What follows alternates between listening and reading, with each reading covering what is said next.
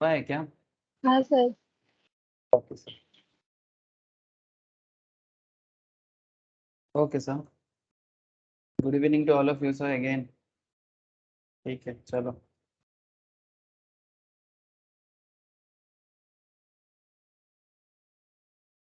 Good evening Sion.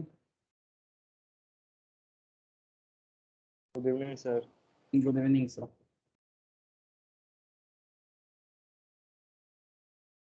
Okay चलो sir, आज law पढ़ते हैं। हाँ, क्या पढ़ेंगे? लॉ पढ़ेंगे, ठीक है। तो लॉ में हम लोग बिजनेस लॉ का बात करेंगे आज। बिजनेस लॉ में ही बात होता है मंडे में। तो बेसिकली कॉन्ट्रैक्ट एक्ट के बारे में डिस्कस हो रहा है ना सर? कॉन्ट्रैक्ट एक्ट के बारे में डिस्कशंस हो रहा है, तो मैं कॉन्ट्रैक्ट में ही कुछ और एडवांस लेवल डिस्कशंस है, उसी के बारे में आपके साथ डिस्कस करूंगा आज। ठीक है, तो चलो बात को आगे बढ़ाते हैं। तो कॉन्ट्रैक्ट में मुझे जितना याद आ रहा है, लास्ट वीक हम लोग कंसिडरेशन के बारे में बात करना स्टार्ट किए थे, है ना सर? कंसिडरेशन, कंसिडरेशन क्या होता है? समथिंग इन, समथिंग इन क्या बोलो? Something in return. Good evening sir. Something in, good evening इनकी। Good evening, something in return, thank you. तो कंसिडरेशन का सिंपल मतलब होता है समथिंग इन रिटर्न। दुनिया में हर एक चीज जो भी देखो आप, सब कुछ बदले में कुछ एक्सचेंज करके ही मिलता है ना? फ्री में कोई भी चीज़ नहीं होता, और होना भी नहीं चाहिए। होना नहीं चाहिए ना, फ्री में कुछ भी नहीं होना चाहिए। जैसे हम लोग हवा फ्री में लेते हैं अभी भी, बट वो भी फ्री में नहीं होना चाहिए। मतलब ऐसा होना चाहिए कि अगर फ्रेश एयर चाहिए, अगर फ्रेश एयर चाहिए, तो एयर को फ्रेश रखने के लिए भी हमें ट्रीज लगाना चाहिए, है ना?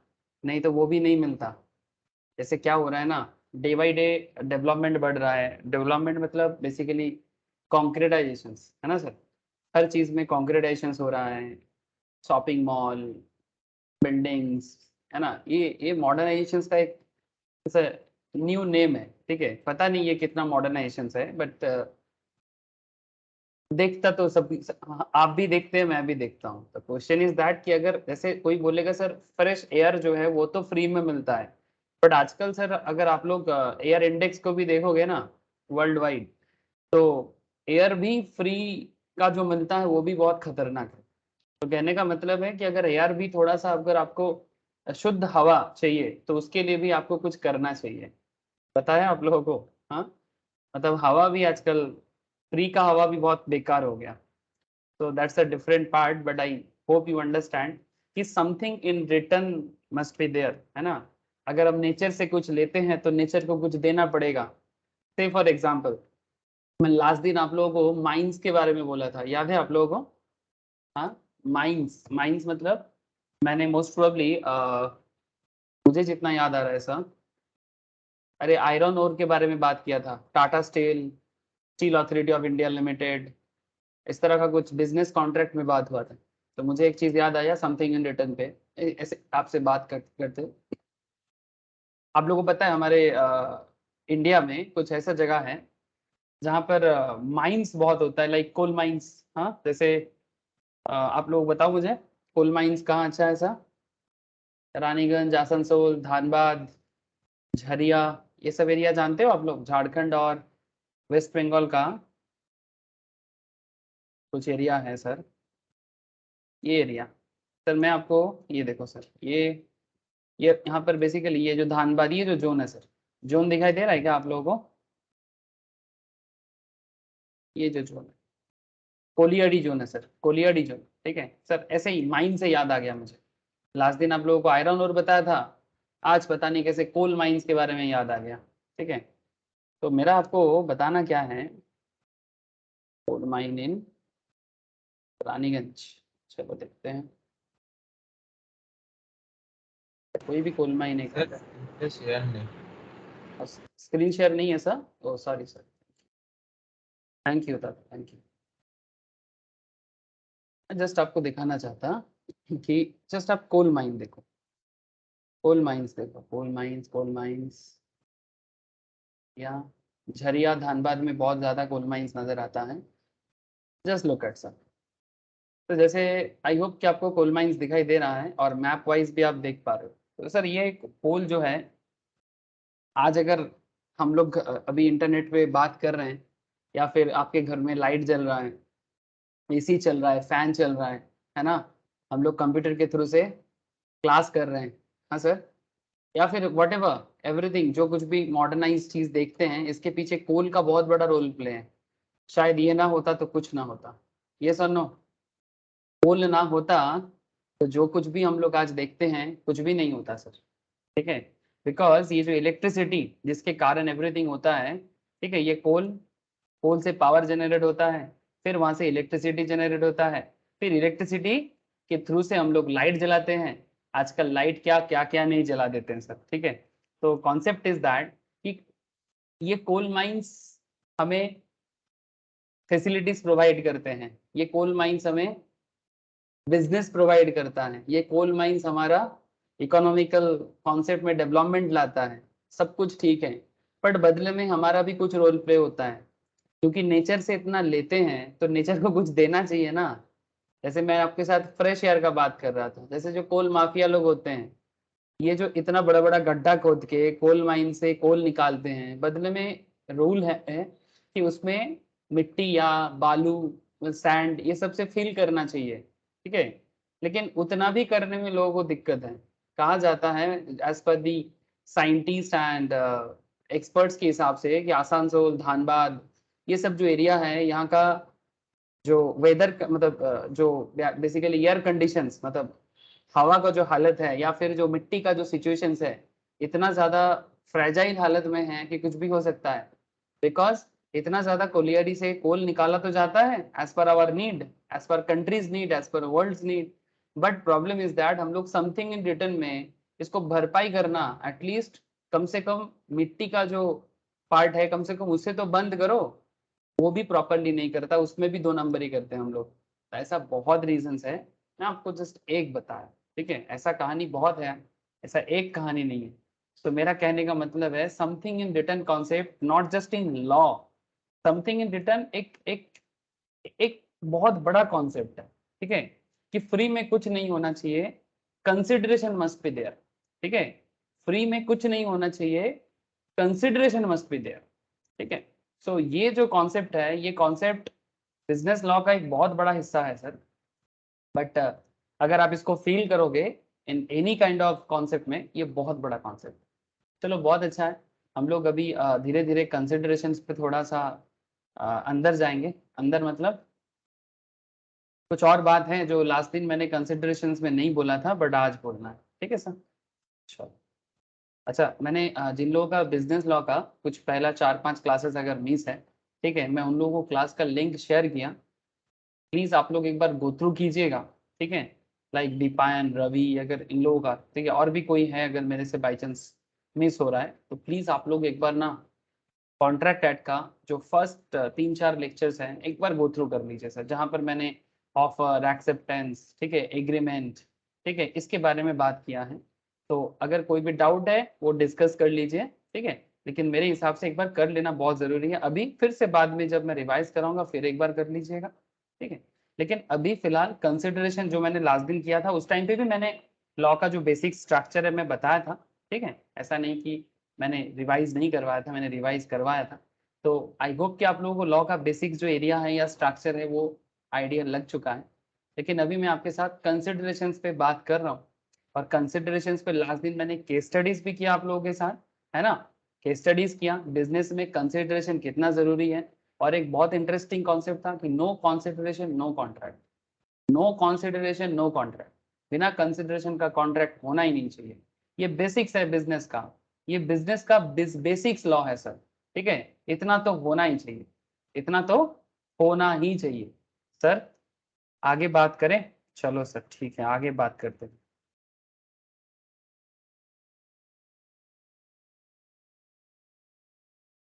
ओके, तो कंसिडरेशन का बेसिक कॉन्सेप्ट तो क्या था sir? Consideration is a price, जो मैंने लास्ट दिन भी बोला था। अगर किसी का लास्ट क्लास मिस है तो उसे भी थोड़ा मैं याद दिला देता हूँ सर, हाँ एक बार रिकॉल करा देता हूँ। Consideration is the price agreed to be paid by the promisee for the obligation of the promisor. दोनों पार्टी के बीच में किसी पर्टिकुलर बिजनेस डील हो रहा है, ठीक है, कोई पर्टिकुलर बिजनेस डील हो रहा है, तो एक दूसरे को कुछ देता है और एक को कुछ मिलता है, दूसरे को कुछ, मतलब से फॉर एग्जांपल अगर आप दुकान में जाते हो, अगर आप कोई शॉप में जाते हो, तो शॉप में जाके अगर आप कुछ फूड्स परचेस करते हो तो food is consideration for you, and जो पेमेंट आप दुकानदार को करते हो, शॉप ओनर को करते हो, वो उनका कंसिडरेशन है। तो मतलब सिंपल कॉन्सेप्ट है sir, consideration is the price agreed to be paid by the promisee, ठीक है, for the obligation of the promiser। promiser ने जैसा कहा था उसके हिसाब से promisee अपना obligations को fulfill जिस तरह से करता है, ठीक है, अपना obligations को fulfill जिस तरह से करता है, that is in simple consideration, in simple that is consideration। तो consideration क्या हो गया, जो something in return होता है, ठीक है, something in return, something in, तो ये तो पता है सर, ठीक है, चलो आगे बढ़ते हैं, क्योंकि ये डिस्कशंस मेरा लास्ट वीक का डिस्कशंस था, कंसिडरेशन क्या है, इवन नॉट जस्ट दैट, इसके अलावा कौन से सेक्शंस में क्या बोला हुआ है ये भी मैंने आपके साथ डिस्कस किया था, ठीक है। So when at the desire of the promisor, section 2 subsection D कहता है, ये सेक्शन एग्जाम के लिए जरूरी है ना सर, यस, लॉ में सेक्शन बहुत जरूरी है। अगर आप लॉ पढ़ते हो, कोई भी लॉ, चाहे वो कंपनी लॉ हो, चाहे वो बिजनेस लॉ हो, चाहे वो टैक्स लॉ हो, चाहे वो जीएसटी लॉ हो, चाहे वो सिक्योरिटी लॉ हो, चाहे वो इकोनॉमिक लॉ हो, चाहे क्या नाम लूँ और सर, कमर्शियल लॉ हो, ठीक है, चाहे वो इंडस्ट्रियल लॉ हो, चाहे वो लेबर लॉ हो, चाहे वो नॉर्मल जनरल लॉ हो। हाँ सर, मैं लॉ का नाम ले लेके पागल हो जाऊंगा, लॉ का बहुत टाइप्स है, there are varieties kinds of law, ठीक है, इन आवर सोसाइटी, ठीक है, जितना जितना कॉम्प्लेक्स सोसाइटी बनेगा उतना तरह का लॉ बनेगा, ठीक है सर, वो तो होना ही है ना, बिकॉज विदाउट लॉ सोसाइटी को कंट्रोल करना मुश्किल है, ठीक है। समाज का क्या है ना, थोड़ा सा छूट मिल जाए ना, थोड़ा सा, मतलब थोड़ा सा अगर किसी को इजीनेस मिल जाए कि भाई इस पे कोई रूल नहीं है, ठीक है, तो वो कुछ भी करेगा, कुछ भी करेगा, मतलब तहस, मतलब क्या बोलते हैं उसको, मतलब सोसाइटी का तहस नहस कर देगा अपने मर्जी से, अगर रूल ना बनाया जाए। तो रूल बनाना जरूरी हो जाता है, और डे बाई डे जैसे सोसाइटी डेवलप कर रहा है, जैसे बिजनेस वर्ल्ड कॉम्प्लेक्स हो रहा है, डेवलप भी हो रहा है, डेवलपमेंट के साथ साथ कॉम्प्लेक्सिटीज भी आता है ना, तो कॉम्प्लेक्सिटीज को टैकल करने के लिए लॉ तो और ज्यादा कॉम्प्लेक्स बनेगा, कुछ कर नहीं सकते, है ना, कुछ कर नहीं सकते, पता नहीं सिंप्लीफाइड वर्जन्स और कभी देखने को मिलेगा कि नहीं मिलेगा, बट ऑलवेज जितना बिजनेस डेवलप होगा, जितना इकोनॉमी डेवलप होगा, उतना बिजनेस लॉ कॉम्प्लेक्स ही होगा सर, ठीक है, चलो sir. So when at the desire of the promisor, मैं लास्ट दिन का रिकॉल करा रहा हूँ फिर से, when at the desire of the promisor, the promisee, किसकी इच्छा पे, प्रोमिसर की इच्छा पे, द प्रोमिसी और any other person has done or abstain from doing or does or abstain from doing, promises to do or abstain from doing something। Sir ये word के बारे में मैं और बार बार नहीं बोलूंगा, प्रीवियस लेक्चर इसके बारे में बहुत बोला था, बस इतना मैं सिंपल बंगाली या हिंदी में बोल सकता हूँ कि बंगाली में क्या बोलते हैं, किचु करा व किचु ना करा, मतलब कुछ करने के लिए या कुछ ना करने के लिए, कुछ करने के लिए या कुछ ना करने के लिए, दोनों के लिए कंसिडरेशन हो सकता है। मैंने कुछ एग्जांपल्स दिया था आप लोगों को, कुछ करना मतलब something at a very simple concept, कि जैसे आप दुकान में जाते हो, दुकानदार को बोलते हो कि दादा मुझे ये वाला फूड का पैकेट दीजिए, मुझे ये वाला सब्जी का पैकेट दीजिए, आप सब्जी लाते हो, बदले में पैसा देते हो, तो to do something, not to do something या एब्सटेन फ्रॉम डूइंग समथिंग, कुछ ना करना। जैसे यहाँ पर भी हम लोगों ने एक एग्जाम्पल पढ़ा था, इसी एग्जाम्पल के अंदर, कि से फॉर एग्जाम्पल कि किसी ने बोला कि भाई मेरे दुकान के सामने दुकान मत लगाना, बदले में 2 लाख ले ले, don't open your shop in front of my shop और beside my shop, instead open your shop 15 kilometre distance में ओपन कर, या 2 किलोमीटर दूर में जाके दुकान ओपन कर, बदले में 3 लाख रख ले। तो ये बेसिकली किसी को कुछ करने से क्या हो जा रहा है सर, रोका जा रहा है। अब कोई बोलेगा सर क्या किसी को रोकना सही है, नहीं सही नहीं है। अगर ये रोकना, अगर आप किसी को, आपका बिजनेस है, आपके बिजनेस के सामने आप किसी को सिमिलर बिजनेस करने नहीं देना चाहते, लेकिन बदले में आप उनके साथ कंसिडरेशन फिक्स कर रहे हो कि भाई मेरे शॉप के सामने शॉप ओपन मत करना, बदले में 3 लाख 4 लाख 5 लाख जो भी वैल्यूएशन फिक्स होता है, मतलब बातचीत करके आप क्या करते हो, उस अमाउंट में सेटलमेंट करते हो। नाउ क्वेश्चन इज दैट कि जो सेटलमेंट में डिसाइड होता है और जो ये अमाउंट लेने में राजी हो जाता है, क्या उसको सही माना जाएगा? हाँ सर, चलेगा। अगर कंसेंट फ्री है, कंसेंट मतलब अगर कोई जोर नहीं है, अगर कोई जोर नहीं है तो चलेगा, ठीक है। मतलब मानो कि मेरे दुकान है, मेरे दुकान के सामने आप आके बोल रहे हो, आप में से कोई भी कि सर मैं भी एक शॉप ओपन करना चाहता हूँ, ठीक है, करो, कोई दिक्कत नहीं है, लीगली कोई प्रॉब्लम नहीं है इसमें, ठीक है। कोई किसी को बिजनेस करने में इन आवर कंट्री रोक नहीं सकता, ठीक है, as per our constitutional rule, ठीक है, as per our constitutional rule कि कोई भी कहीं पर भी जाके शॉप ओपन कर सकता है इंडिया में, ठीक है, एक्सेप्ट सम थोड़ा बहुत रेस्ट्रिक्शन के साथ, थोड़ा बहुत रेस्ट्रिक्शंस हो सकता है, लाइक कुछ स्टेट्स में कुछ रेस्ट्रिक्शंस है, वो अलग बात, बट है sir, there are some restriction like Sikkim, Goa, ऐसे कुछ एरिया है, हिली रीजन्स में थोड़ा उनका रूल्स रेगुलेशंस चलता है, बट 95% केस में ऐसा कोई रेस्ट्रिक्शन नहीं है, हार्डली 4-5% केस में कुछ रेस्ट्रिक्शंस है, there are some treaty between states and central government, that's a different law, ठीक है, मैं उसके अंदर नहीं जाना चाहता, बट इंडिया में हम कहीं भी जाके बस सकते हैं, मतलब कहीं भी जाके रह सकते हैं, ठीक है, कहीं पर भी जा सकते हैं, जहां मन मर्ज जा सकते हैं भारत के अंदर, ठीक है, रोकने वाला कोई नहीं है, विथ सम रेस्ट्रिक्शंस। अब कोई बोलेगा सर जहां पर इंडिया पाकिस्तान या इंडिया चाइना का वार चलता है मैं वहां पर जाके जाना चाहता हूँ, कौन रोकता है? भारत का पार्ट है, हम भी जाएंगे लड़ेंगे, नहीं सर ऐसा नहीं चलता, ठीक है। तो there are some restrictions, but question is that आपको बिजनेस करने से कोई नहीं रोक सकता। लेकिन सर मानो कि आप मेरे दुकान के सामने बिजनेस करने के लिए आ जाते हो और मैं आपको बोलता हूँ कि भाई सामने मत दुकान लगा क्योंकि मेरा भी नहीं चलेगा और तेरा भी प्रॉब्लम बढ़ जाएगा, तो इससे अच्छा है तुम अपना दुकान थोड़ा दूर में लगाओ, लेकिन तुम राजी नहीं हो, you are not ready to do that, तो फिर मैं आपको कंसिडरेशन ऑफर करता हूँ कि एक काम करते हैं, तो 2 लाख ले भाई और थोड़ा दूर में जा। अगर तुम राजी हो जाते हो इसमें कोई बुराई नहीं है, if you are agree with this 2 lakhs there is no issue, but अगर मैं आपको डराता हूँ, अगर मैं आपको धमकाता हूँ, ठीक है, तो ये कोअर्शन का केस लग जाएगा। किसका केस लग जाएगा? कोअर्शन का केस लग जाएगा। कोअर्शन समझते हो? किसी को डरा के धमका के, ठीक है, किसी के साथ मतलब डील करना। आप किसी को डरा नहीं सकते कि भाई 2 लाख ले नहीं तो उड़ा देंगे, ठीक है, या नहीं तो जैसे एक हुआ था कोलकाता में ही हुआ था, बड़ा बाजार का केस है, 2010-11 का केस है, आई डोंट नो आप लोगों को पता है कि नहीं, मोस्ट प्रोबेबली हल्दीराम ग्रुप का किसी एक भाई के साथ हुआ था, हल्दीराम प्रभु जी का मोस्ट प्रोबेबली, ठीक है, प्रभु जी जेल में है, 7 साल का जेल हुआ अटेम्प्ट टू मर्डर केस में, आप न्यूज देख सकते हो, ठीक है, पुराना न्यूज है बट मिल जाएगा। वो किसी पान वाले को कोई बिहारी पान वाला था, ठीक है, जो फुटपाथ में बड़ा बाजार में ऐसे ही जगह का कितना कमी है वी ऑल नो दैट, तो उनको बैठने नहीं देना था, तो बेसिकली वो काफी दिनों से था लेकिन वो उठना नहीं चाहता था अपने जगह से, तो उसको गोली कर दिया था पैर में, मोस्ट प्रोबेबली ऐसा कुछ एक केस था, मुझे एग्जैक्टली याद नहीं है, थोड़ा सा धुंधला सा है, बट ऐसा ही सिचुएशन हुआ था। अटेम्प्ट टू मर्डर केस में प्रभु जी का जेल हुआ है, बाद में प्रभु जी जेल में जाके भी भुजिया बनाया है। आई डोंट नो आप लोगों को ये पता है कि नहीं, मतलब जेल में जाके जेल का जो मतलब जेल के अंदर जो लोग बेसिकली अंदर है उनको लेके पूरा टीम बना के गवर्नमेंट के साथ टाई अप करके भुजिया जेल में बनना चालू हुआ, फिर पैकेजिंग हुआ, क्योंकि जेल में लोगों को काम कराना होता ही है सर, ठीक है, और सबको एक सैलरी भी या वेजेस भी दिया जाता है जेल के अंदर, क्योंकि लोगों को नॉर्मल लाइफ के साथ लीड कराना होता है।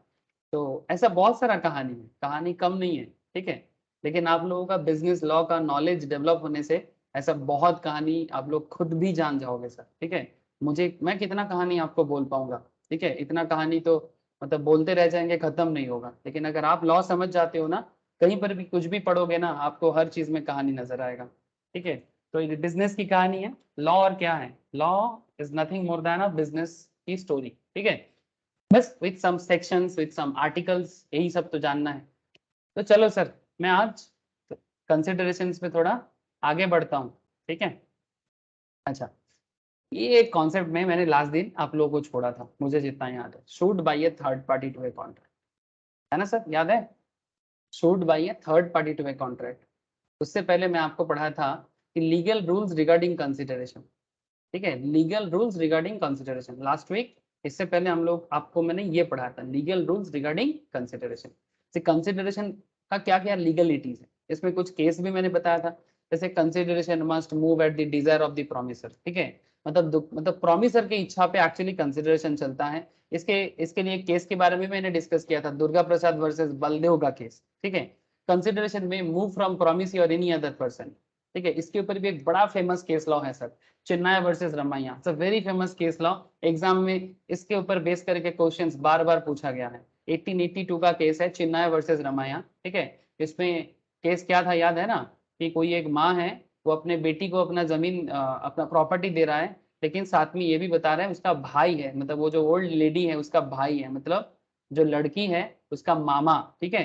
वो बताया जा रहा है कि भाई मैं तुम्हें प्रॉपर्टी दे रहा हूँ बट बदले में तुम मामा को भी देखना। बट वो लड़की जो था, मतलब जो एक्चुअली इन आवर सिनारियो, जिसको क्या बोलते हैं हम लोग इंडियन लैंग्वेज में भांजी बोलते हैं ना सर, भांजी समझते हो ना, हिंदी में बंगाली में हम लोग बोलते हैं भागनी, ठीक है, और हिंदी में बोलते हैं भांजी, ठीक है। और बेसिकली इंग्लिश में क्या बोलेंगे भांजी को, क्या बोलते हैं सर, आप लोग बता दो, ठीक है, जो भी बोलता है। तो कॉन्सेप्ट इज दैट, भांजी का कोई स्पेशल इंग्लिश है तो आई डोंट नो, मुझे भी याद नहीं आ रहा है। तो कॉन्सेप्ट इज दैट कि वो अपने मतलब मामा को, ठीक है, मैटरनल अंकल को प्रॉपर्टी से क्या कर देता है, प्रॉपर्टी देने से रिफ्यूज कर देता है। तो बदले में केस होता है, मामा जो है अपने भांजी के अगेंस्ट में केस करता है, और केस करने से ये केस वैलिड होता है, क्योंकि उनका जो उस लड़की का जो माँ थे, वो जाने के टाइम पे बोल के गया था, कि लिख के भी गया था, रिटन एग्रीमेंट था कि प्रॉपर्टी मैं तुम्हें दे रहा हूँ, ठीक है, पर बदले में मामा को देखना तुम्हारा रिस्पॉन्सिबिलिटी है, और उस टाइम पे वो हाँ कहा था। बाद में वो मामा को देखा नहीं, तो मामा ने कोर्ट में केस कर दी। तो बदले में सिंपल कॉन्सेप्ट है कि देखना है, देखना पड़ेगा, ठीक है, एज पर दी लॉ यही कहता है। तो इसमें ये वाला कॉन्सेप्ट था, मेन कॉन्ट्रैक्ट माँ और बेटी के बीच में हुआ था, मामा कौन थे, थर्ड पार्टी थे, इसलिए हम लोग ये भी जाना था सर, कंसिडरेशन में मूव फ्रॉम प्रॉमिस और एनी अदर पर्सन, प्रॉमिस ही से भी कंसिडरेशन मूव कर सकता है और किसी दूसरे पार्टी से भी बन सकता है, जो मेन कॉन्ट्रैक्ट का पार्ट है ही नहीं, उसके थ्रू से भी कंसिडरेशन मूव कर सकता है। बड़ा ही एडवांस लेवल डिस्कशन था इसके अंदर, सेक्शन 2 सबसेक्शन डी का, ठीक है। इसके बारे में लास्ट क्लास का डिस्कशन बहुत वाइटल है। अगर किसी का लास्ट क्लास का डिस्कशन बाई चांस मिस है, ठीक है, तो एक बार प्लीज लास्ट क्लास का डिस्कशन देखिए, मैंने लिंक ऑलरेडी बहुत लोगों को शेयर किया, अगर किसी को और चाहिए मैं सभी को लिंक शेयर कर दूँ। इसके बाद मैंने आप लोगों के साथ एग्जीक्यूटेड एंड एग्जीक्यूटरी कंसिडरेशन के बारे में बात किया, कंसिडरेशन में भी पास्ट, प्रेजेंट और फ्यूचर के बारे में बात किया, consideration need not be adequate के बारे में भी मैंने बात की, performance of what one is legally bound to perform, ये भी बहुत अच्छा पॉइंट था, and consideration must be real and not illusory, ठीक है, मतलब हमेशा अरे मतलब रियल बात करो, वास्तव में रह के बात करो, ठीक है। ये ऐसा किसी भी तरह का कंसिडरेशन नहीं होना चाहिए जो रियल लाइफ में होता नहीं है, ठीक है। मतलब इसके बारे में एक बहुत अच्छा गाना मुझे याद आ जाता है सर, इल्यूशरी वर्ड जब भी मैं यूज करता हूँ। वो हिंदी मूवी में एक गाना है ना, मोहब्बतें बोल के, एक बहुत पुराना मूवी है अक्षय कुमार का, बहुत पुराना नहीं, इट्स लाइक 90s का होगा, ठीक है, अर्ली 2000 या 90s का, लेट 90s का। वो तुम जो कहते हो तो चांद तारों को तोड़ लाऊंगा मैं, इन हवाओं में इन घटाओं में मोड़ लाऊंगा मैं। मतलब ये जो कंसिडरेशन एक बॉयफ्रेंड अपने गर्लफ्रेंड को बता रहे हैं कि तुम बोलोगे तो मैं तुम्हें चांद तारा तोड़ के लाऊंगा तुम्हारे लिए। सर आप लोग मुझे बताओ, क्या सच में कोई किसी के लिए चांद तारा तोड़ के ला सकता है? हाँ सर, टेल मी। इल्यूशरी बात है ना, ये जो प्रॉमिस किया जा रहा है, ये जो कंसिडरेशन पे बोल रहा है कि अगर तुम मुझे प्यार करो तो बदले में मैं तुम्हारे लिए चांद तारा तोड़ के लाऊंगा, ये कंसिडरेशन रियल है कि इल्यूशरी है? सर ये तो प्यार में लोग बोलता है, हाँ प्यार में लोग अंधा हो जाता है, ऐसे ही बोलता है। क्या सर, याद आ रहा है कि नहीं याद आ रहा है? ये सब लास्ट क्लास का ही डिस्कशन कर रहा हूँ मैं आपके साथ। हेलो, टेल मी सर, आवाज आ रहा है मेरा? Yes, sir. यस सर, ठीक है। इसका और भी एग्जाम्पल मैंने लिया था, ये इसका एग्जाम्पल और एक बहुत अच्छा मुझे याद आ रहा है, ये थोड़ा इंटरेस्टिंग एग्जाम्पल था, बाकी कुछ सीरियस एग्जाम्पल बहुत सारा था। और एक था सर वो अली बाबा और 40 चोर का कहानी में बोला था, याद है ना, अली बाबा 40 चोर, बड़ा ही फेमस स्टोरी है सर, ठीक है। अरबियन वर्ल्ड में उर्दू लैंग्वेज में, इवन इन बंगाली में भी इसका एक वर्जन है सर, अली बाबा एंड 40 चोर, ठीक है। अली बाबा 40 चोर, उसका बंगाली में हम लोग उसको अली बाबा 40 चोर नहीं बोलते, हम लोग उसको बंगाली में बोलते हैं मर्जिना अब्दुल्ला, ठीक है। सेम कहानी है, का मतलब मेन बेसिकली कहानी का जो मेन दो कैरेक्टर है मर्जिना एंड अब्दुल्ला, ठीक है, उसमें एक बड़ा ही अच्छा वर्ड यूज होता है, इसके ऊपर बेस करके स्टार प्लस में हम लोग जब छोटे थे एक शो होता था खुल जा सिमशिम, उसमें गिफ्ट मिलता था लोगों को, किसी में कुछ नहीं मिलता था, किसी में गिफ्ट आता था। खुलजा सिम सिम बड़ा ही पॉपुलर शो था। किसी ने देखा कभी खुलजा सिम सिम शो? हाँ सर, आप लोगों ने Yes, किसी ने sir. देखा? देखा, चलो सर। अभी भी होता है क्या? नहीं सर. Okay sir. तो खुल जा सिम सिम बोल के भी एक शो होता था, तो वो अलग बात है, वो शो में चलता था। बट खुल जा सिम सिम जो है, या उसका बंगाली वर्जन, हम लोग जो लोग बंगाली कल्चर के साथ कनेक्टेड हो, may be they can connect, उसको हम लोग चिचिंग फांक बोलते हैं। चिचिंग फांक मतलब आई डोंट नो बाकी लैंग्वेज में क्या बोलते हैं। सभी कल्चर में कुछ ना कुछ स्टोरी होता है। तो चिचिंग फांक में क्या होता है, वो गेट खुल जाता है और अगर अंदर बहुत सारा सोना, जहरत, बहुत सारा मतलब जो भी प्रेशियस स्टोन्स वगैरह सब मिलता है।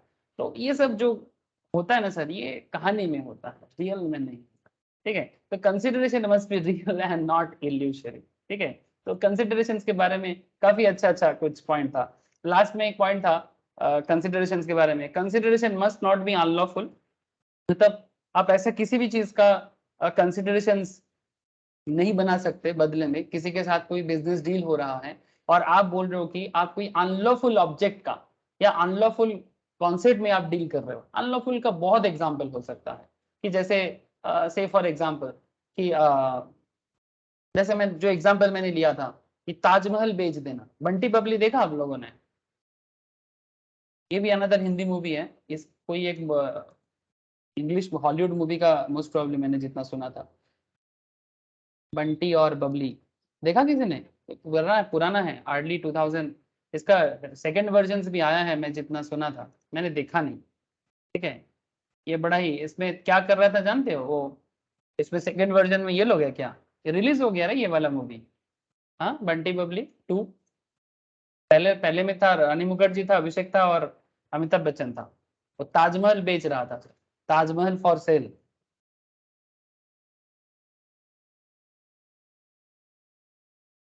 जानते हो आप लोग? इसके ऊपर रियल में भी बहुत सारा कहानी हुआ था। ठीक है, ताजमहल फॉर सेल सच में हुआ था। ठीक है, लेकिन क्या ताजमहल सेल हो सकता है? बोलो आप। क्या आप ताजमहल सेल कर सकते हो? नहीं कर सकते ना। क्यों? क्यों नहीं कर सकते? बिकॉज बिकॉज ये पब्लिक प्रॉपर्टी है, सरकारी चीजें हैं। सरकारी चीज कोई किसी को कैसे बेच देगा? हाँ सर, जैसे गवर्नमेंट जॉब में जो घूसखोरी होता है, कि कोई गवर्नमेंट ऑफिशियल्स क्या बोलता है कि मैं डिपार्टमेंट में हूँ, मैं डिपार्टमेंट में हूँ, आप मुझे ब्राइब दो, मैं आपका जॉब करवा दूंगा।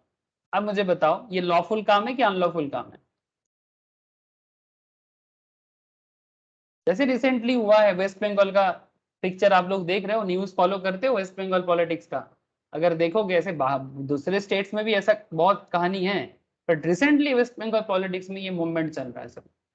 इसको हम लोग स्कैम बोलते हैं, एसएससी स्कैम, टेट स्कैम। हाँ, मतलब जो टीचर बनने लायक नहीं है उनको टीचर बना दिया। हैप्पी टीचर्स डे सर आज। चलो सबको हैप्पी टीचर्स डे। मतलब आप समझ ही रहे हो ना, मतलब जिसके नॉलेज नहीं है उनको टीचर बना दिया गया, जिसका मतलब एलिजिबिलिटी नहीं है, पढ़ा नहीं सकते। ठीक है, टीचिंग एबिलिटी होना चाहिए ना। टीचिंग एबिलिटी नहीं है, कैसे वो स्कूल में जॉब कर लेगा जस्ट बिकॉज वो पॉलिटिशियंस का कोई है बोल के? हाँ, कोई पॉलिटिशियंस का काका है, चाचा है, हाँ, मामा है, तो उसका जॉब हो जाएगा? ये अनलॉफुल है, और उसमें भी ब्राइब, किसी से 2 लाख, किसी से 4 लाख, किसी से 10 लाख, किसी से 15 लाख, मतलब जैसे जॉब का वैल्यू है उसके हिसाब से। These are unlawful contract sir. अगर मानो कि तुम किसी को ऐसे ब्राइब देते हो, मुझे पता है आप लोग नहीं करोगे ऐसा काम, ठीक है, बोका लोग करता है। आप किसी को ब्राइब देते हो, जो गवर्नमेंट ऑफिशियल्स आप खुद को बता रहे हैं, मान के चलते वो सच में गवर्नमेंट ऑफिशियल्स है, उसका इंटरनल कनेक्शन है, बट आप उसको मानो 10 लाख देते हो आपका कोई रिलेटिव का जॉब दिलवाने के लिए, बाद में मानो वो आपको वो जॉब नहीं दे पाता है, तो आपका 10 लाख आप उनसे रिकवर कर पाओगे सर? टेल मी, लॉ क्या बताता है? आपको कहानी समझ में आया ना आप लोगों को? मानो कि आपने किसी को ब्राइब दिया, आपके फैमिली मेंबर में किसी को जॉब करवा देना है, जिसको आपने दिया उसका गवर्नमेंट कनेक्शंस बहुत अच्छा है, वो खुद भी ऑफिशियल्स है, और वो आपसे 10 लाख लिया, 10 लाख लेके बोला कि जॉब पक्का है, मान के चलो, घर पे जाके मुंह मीठा करा दो सबका। जॉब तो लग गया, ठीक है, नौकरी लग गया, पक्का है, 10 लाख में नौकरी पक्का है। नाउ क्वेश्चन इज दैट, मैं आपको ये पूछ रहा हूँ कि अगर बाद में जॉब ऐसा नहीं हो पाया तो क्या आप 10 लाख उनसे ले पाते, मतलब ले पाओगे? नहीं सर, क्योंकि अनलॉफुल कंसिडरेशन इज। आप क्लेम कर सकते हो बट आप दोनों जेल में जाओगे। जिसने ब्राइब दिया और जिसने ब्राइब लिया, दोनों यहाँ पर गुनेगार माना जाएगा और दोनों जेल में जाएगा। और पेनल्टी बन के वो सारा का सारा पैसा जिसने लिया उससे तो लिया जाएगा, उसका डबल अमाउंट उनसे बेसिकली फाइन चार्ज किया जाएगा एज पर द लॉ, जो भी रूल्स होगा। एंड कॉन्सेप्ट इज दैट जिसने दिया वो भी रिकवर नहीं कर पाएगा, बिकॉज आप अनलॉफुल कॉन्ट्रैक्ट कर रहे हो सर। जैसे कि पब्लिक प्रॉपर्टी सेल करना इमोरल एक्टिविटी है, मोरालिटी के अगेंस्ट में है ना। इमोरल एक्टिविटी पे कभी भी कोई कॉन्ट्रैक्ट नहीं हो सकता, या oppose to public policy. I hope you understand. तो ऐसा बहुत ही इंटरेस्टिंग कॉन्सेप्ट हम लोगों ने लास्ट क्लास में पढ़ा, है ना। तो जो पॉइंट था, ये जो 7 पॉइंट था, 8, ये 8 पॉइंट कंसिडरेशंस के बारे में क्या मेन पॉइंट बताते हैं? डेफिनेशंस तो मैंने आपको पढ़ाया था। This is the legal rules regarding considerations, these are the legal rules regarding considerations. Considerations का कुछ लीगलिटीज होता है, ठीक है। तो ऐसा ही नहीं कि मैंने दे दिया बदले में मिल गया, अरे भाई बदले में क्यों मिला, क्या मिला, किस लिए मिला, बदले में मिलने से ही होगा। मतलब लॉ बता दिया नो कंसिडरेशन नो कॉन्ट्रैक्ट, तो मेरा तो कंसिडरेशन है तो ये कॉन्ट्रैक्ट है, ऐसा नहीं है। कंसिडरेशन किसने लिया, क्यों लिया, किस लिए लिया, पर्पस क्या था, सब कुछ लॉजिकली देखना पड़ेगा, लीगली देखना पड़ेगा, तब जाके वो कंसिडरेशन लीगल है या नहीं है, उसके बेसिस पे डिपेंड करता है कि कॉन्ट्रैक्ट वैलिड है कि नहीं। अगर कॉन्ट्रैक्ट वैलिड नहीं है तो आगे बात बढ़ेगा ही, आगे बात बढ़ेगा ही। Try to understand. ऐसा बहुत केसेस है। चलो मैं आपको और एक केस बताता हूँ, ये कुछ मेरा ही कनेक्शन, मतलब मेरे फैमिली बिजनेस पे, घर पे नहीं, थोड़ा रिलेशंस पे। मैं आपको एक कहानी बताता हूँ। अब ये भी एक बहुत ही खतरनाक कॉन्सेप्ट है, लेकिन आप लोगों के साथ मुझे शेयर करना चाहिए, इसलिए मैं शेयर कर रहा हूँ। वेस्ट बंगाल गवर्नमेंट का एक फॉरेस्ट टेंडर होता है सर, ठीक है। ऐसे नॉट जस्ट वेस्ट बंगाल, सारा इंडिया में स्टेट गवर्नमेंट का फॉरेस्ट ऑप्शन होता है। मैं आपको केस शेयर करता हूँ, ये केस अभी भी चल रहा है सर कोर्ट में।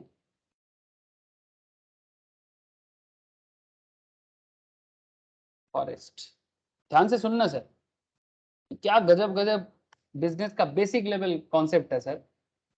चलो सर, ये देखो बात समझो, खेल क्या हुआ है। ये West Bengal forest development corporation का साइट है। यहाँ पर क्या होता है जानते हो?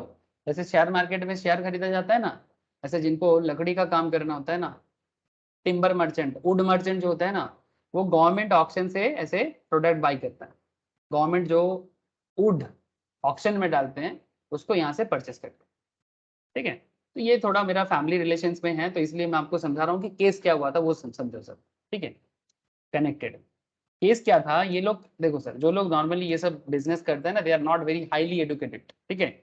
ये गवर्नमेंट के साथ काम करता है, बट यहाँ पर देखो सर, इंसान का दिमाग और लॉ के साथ चक्कर क्या है।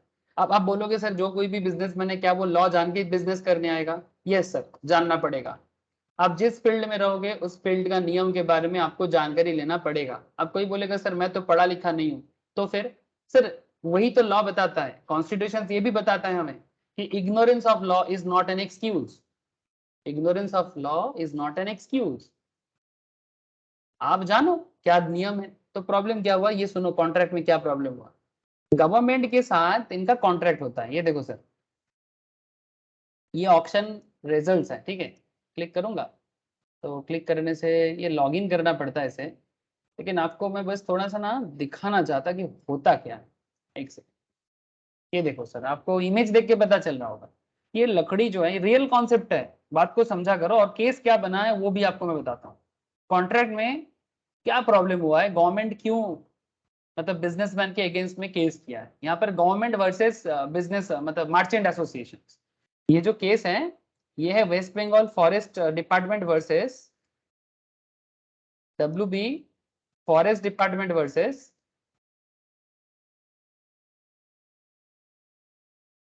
कौन?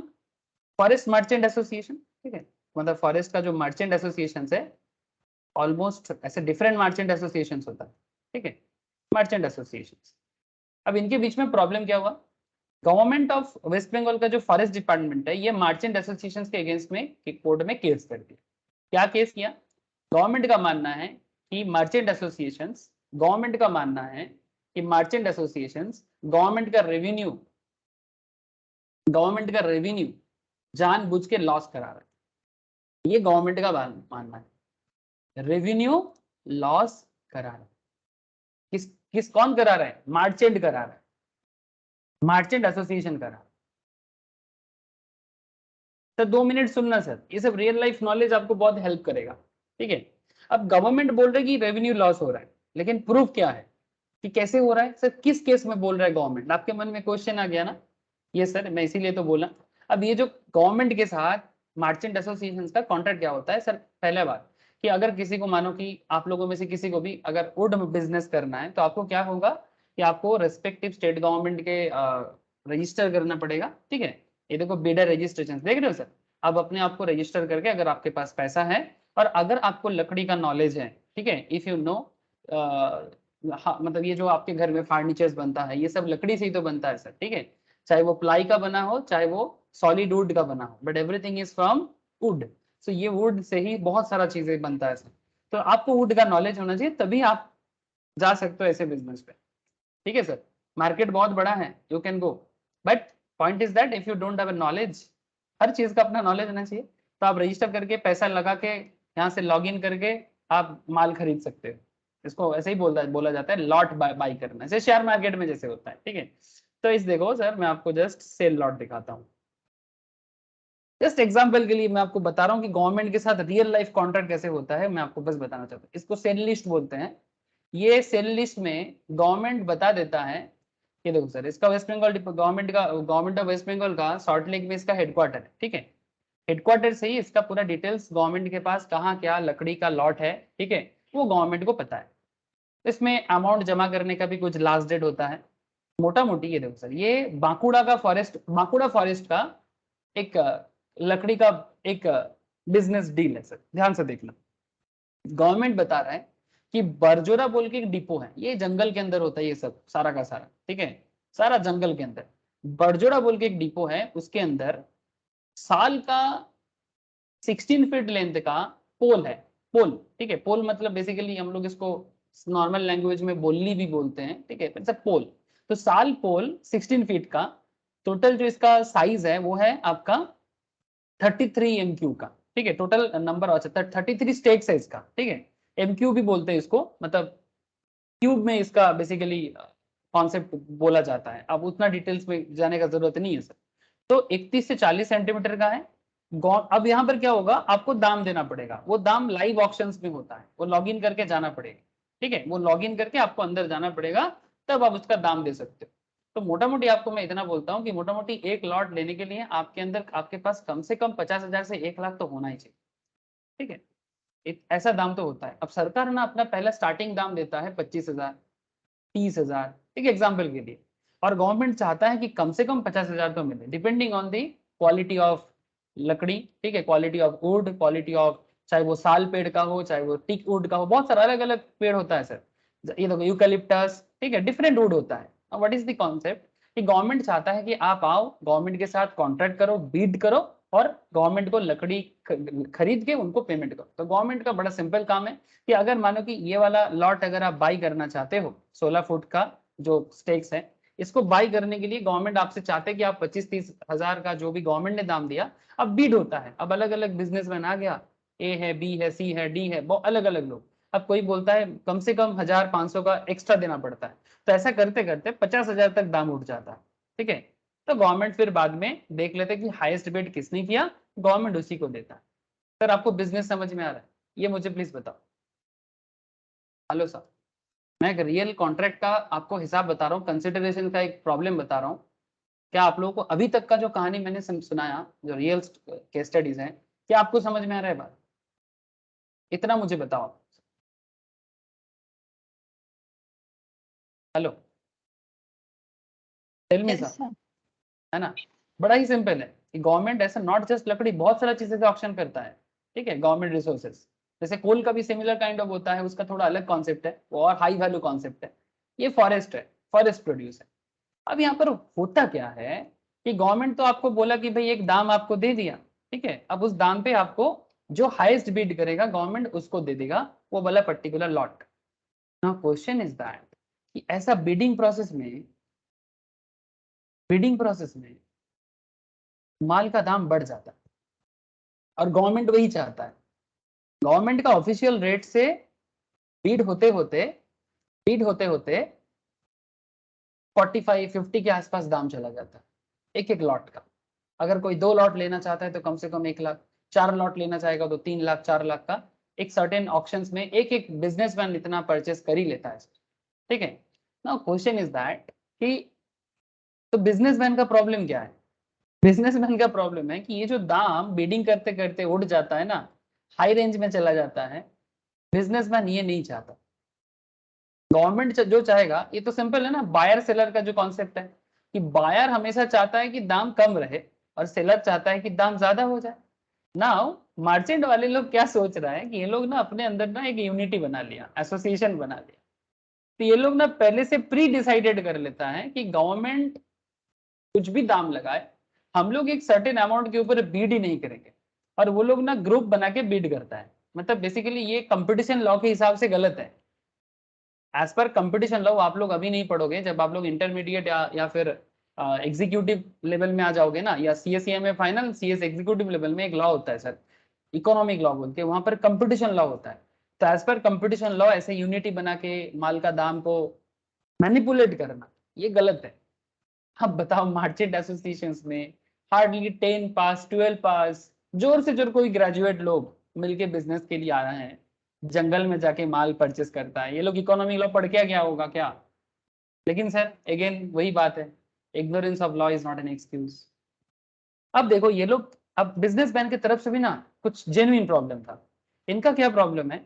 इनका प्रॉब्लम ये है बिजनेसमैन का, मतलब मार्चेंट एसोसिएशन का, मार्चेंट एसोसिएशन का प्रॉब्लम है कि मार्केट में इतना दाम नहीं मिलता है जितना बीडिंग प्रोसेस में दाम आ जाता है।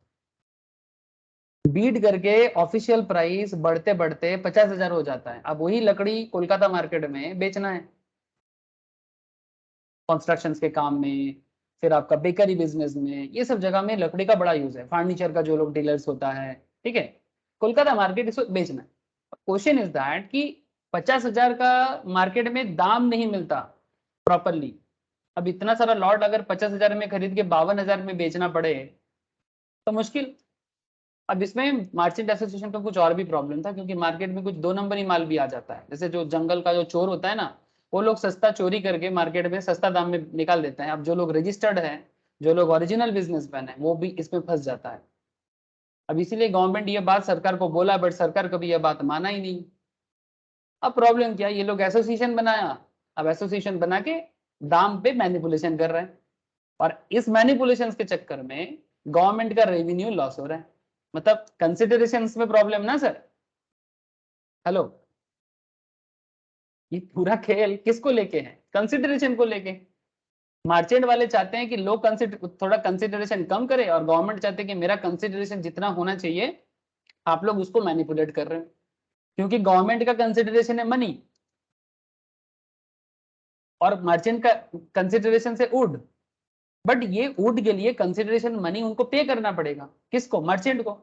अब मर्चेंट इसमें ये मनी कंसिडरेशन को थोड़ा लो करना चाहता है, लेकिन ओपन फ्री प्रोसेस पे मार्केट में दाम बढ़ जाता है। और यही बात ये लोग जानबूझ के अपना एसोसिएशन बना के प्री डिसाइडेड कर लेता है कि हम लोग इससे ज्यादा बिड नहीं करेंगे। इसमें गवर्नमेंट का रेवेन्यू लॉस। अब गवर्नमेंट कोर्ट में केस को उठा दी कि नहीं, ये मर्चेंट एसोसिएशन इस तरह से मीटिंग करके ये कर रहा है। अब केस चल रहा है, अब पता नहीं कि इसका क्या डिसीजन होगा, मर्चेंट एसोसिएशंस को क्या पनिशमेंट देगा, वो तो आगे पता चलेगा। ऐसे ये प्रॉब्लम जो है ये कंपटीशन लॉ का प्रॉब्लम है। मतलब बेसिक कॉन्ट्रैक्ट का प्रॉब्लम है ही सर, कॉन्ट्रैक्ट एक्ट तो यहाँ पर है ही, पर साथ में ये हायर लेवल में कंपटीशन एक्ट के अंदर आ जाता है, ठीक है, एडवांस लेवल। और बेसिक कॉन्ट्रैक्ट अगर किसी को समझ में नहीं आता है तो फिर वो कंपटीशन क्या समझेगा? जब आप लोग CS एग्जीक्यूटिव में, CS फाइनल में, चार्टर्ड फाइनल में, CMA फाइनल में, CMA इंटर, CA इंटर में जब आप लोग ये सब लॉ पढ़ोगे तब आपके अंदर बेसिक लॉ का नॉलेज अच्छा होना चाहिए। तो कॉन्सेप्ट इज दैट ऐसा different kind of cases market में होता रहता है सर, होता रहता है। आप बस ना आपका आंख कान ओपन रखो, ठीक है, ताकि बिजनेस लेवल एक्टिविटी के साथ आप लोग हमेशा एट पर हो जाओ, ठीक है, एट पर हो जाओ। क्योंकि जब केस ऐसा आता है ना तो किसी बिजनेसमैन के मतलब सॉलिसिटर होने के नाते आप उनको हेल्प कर पाओगे और बदले में वो आपको फी देगा, ठीक है, केस को हैंडल करने में हेल्प करेगा। तो ऐसा बहुत सारा कहानी है, ऐसा बहुत सारा कहानी। ये देखो consideration need not be adequate, ठीक है। तो ऐसे कंसिडरेशन के बारे में लॉ बहुत कुछ कह दिया। अब कुछ मैटर एडवांस लेवल लॉ में भी आ जाता है। तो what ever be the case, contract related issues daily, अभी मैं आपसे बात कर रहा हूँ, अभी मैं आपसे बात कर रहा हूँ, अभी शायद हजार केस इंडियन कोर्ट में जमा हो चुका है इन दिस मोमेंट। मतलब अभी तो रात है बट दिन में, या फिर कोई ना कोई किसी ना किसी के पास जाके सजेशन मांग रहा है कि क्या करना चाहिए, जो लोग बेसिकली लीगल एक्सपर्ट्स होते हैं। तो या तो आप लीगल एक्सपर्ट बनोगे या फिर खुद का बिजनेस भी अच्छे से हैंडल कर पाओ, उसके लिए भी बेसिक लॉ का नॉलेज आपको होना चाहिए। हर एंगल से आपको लॉ का जरूरत है। तो क्यों पढ़ना है, अगर पता चल जाए ना तो पढ़ाई बहुत आसान हो जाता है। Should by a third party to a contract. अब मैं आपको थोड़ा और मैटर में लेके जाता हूँ, जहां मैंने लास्ट दिन छोड़ा था उस मैटर पे आपको थोड़ा डिस्कस करता हूँ। देखो सर, तो under the Indian contract act 1872 the consideration for an agreement में proceed from a third party, consideration for an agreement में proceed from a third party, ये बात तो हम लोग लास्ट दिन ही पढ़े थे, है ना। The third party can not sue on contract, third party can not sue on contract, but हाँ थर्ड पार्टी की तरफ से कॉन्ट्रैक्ट मूव कर सकता है, बट थर्ड पार्टी को सू नहीं किया जा सकता। Only a person who is party to a contract can sue on it. अब आपको मैं समझाता हूँ। The concept of stranger to consideration is a valid and is different from stranger to contract. Stranger to consideration is a valid and is different from stranger to a contract. मतलब sir again business example ध्यान से सुनना। P who is indebted to Q, P का Q के पास कुछ पैसा बाकी है। P who is indebted to Q sells his property to R, वो R को अपना प्रॉपर्टी दे रहा है। P बेसिकली किसको प्रॉपर्टी दे रहा है, R को प्रॉपर्टी दे रहा है, जिसका किसके पास उधारी है, Q के पास है। And R promises to pay of the debt amount to Q, R बोल रहा है कि Q का डेप्ट मैं पेमेंट कर दूंगा। किसको बोल रहा है, P को बोल रहा है। R P को बोल रहा है कि भाई Q का जो भी डेप्ट है वो मैं पे कर दूंगा। डेप्ट मतलब अरे लोन रे बाबा, लोन, पाती भाषा है लोन। पाती भाषा समझते हो, सिंपल लैंग्वेज, ठीक है, हम लोग ऐसे बोलते हैं पाती लैंग्वेज, ठीक है। इन सिंपल लैंग्वेज से लोन उधारी है सर, उधारी है, डेप्ट है। So R who is indebted to Q sells is property to R, तो P अपना प्रॉपर्टी R को दे रहा है, बदले में R प्रॉमिस कर रहा है कि Q का जो लोन का अमाउंट P से बाकी है वो मैं पे कर दूं। Now question is that if R fails to pay, अगर R Q को पेमेंट करने में फेलियर हो जाता है, क्या Q R पे केस करेगा? बोलो सर। P Q R कौन किससे इंडेप्टेड है? Q बेसिकली P को लोन दिया था, लेकिन नाउ प्रॉपर्टी कौन किसको ट्रांसफर कर रहा है, P R को प्रॉपर्टी दे रहा है, प्रॉपर्टी डील कर रहा है। बदले में R क्या बोल रहा है P को, R किसको बोल रहा है, P को, कि तेरा जो लोन R P को बोल रहा है तेरा जो लोन Q के लिए बाकी है वो मैं रीपे करूंगा।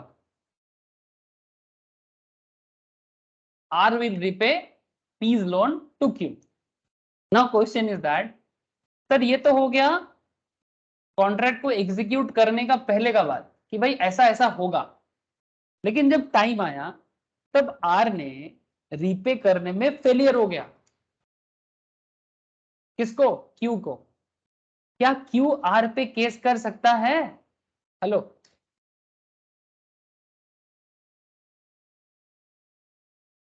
क्या Q R पे केस कर सकता है? बोलो, चुप क्यों हो? बोलो ना सर, जो समझ आता है बोलो। ना सर। सर नहीं कर सकता, थैंक यू सर। क्यों? क्योंकि क्यू के साथ आर का कोई कॉन्ट्रैक्ट था क्या? क्या क्यू के साथ आर का कोई कॉन्ट्रैक्ट है एक्चुअल में? ये जो कॉन्ट्रैक्ट है ये क्यू आर का कॉन्ट्रैक्ट है कि पी और आर का कॉन्ट्रैक्ट है? मतलब बेसिकली यहाँ पर दो अलग अलग कॉन्ट्रैक्ट है। पी के साथ क्यू का कॉन्ट्रैक्ट अलग है और क्यू पी के साथ आर का कॉन्ट्रैक्ट अलग है। क्यू के साथ आर का एक्चुअली कोई कॉन्ट्रैक्ट नहीं।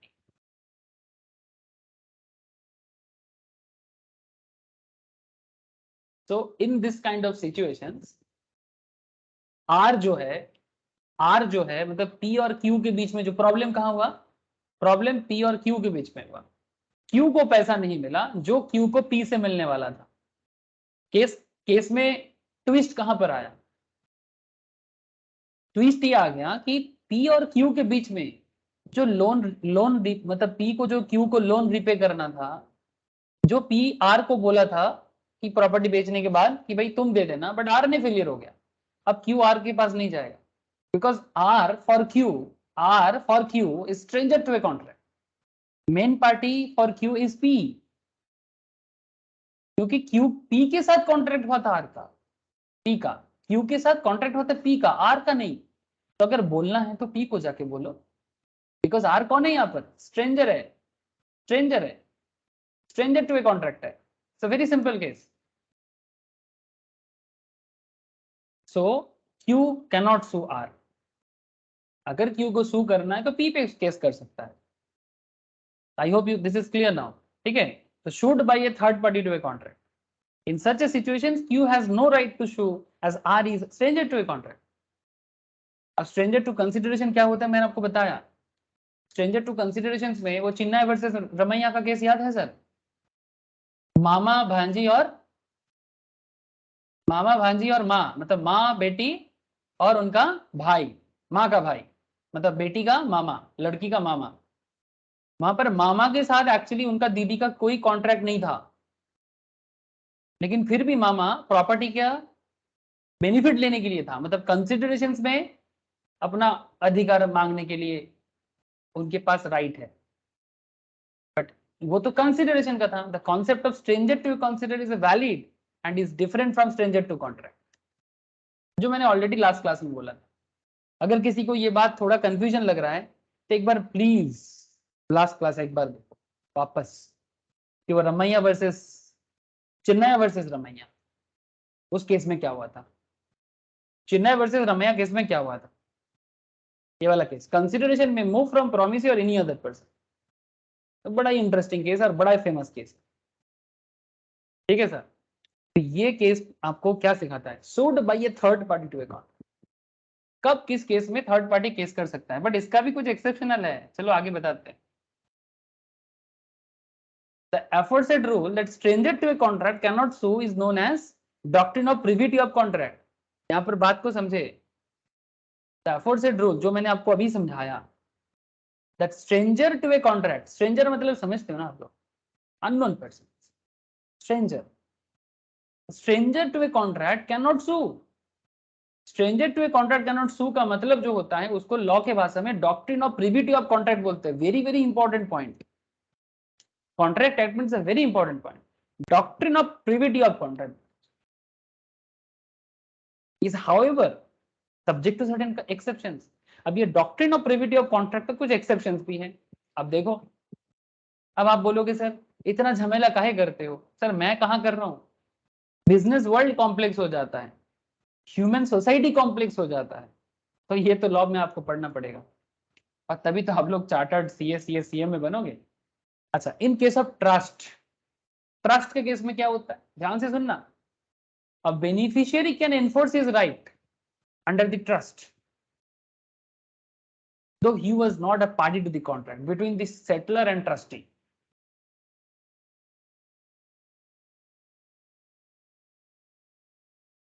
सर एग्जाम्पल दो, चलो एक अच्छा एग्जाम्पल देखते हैं।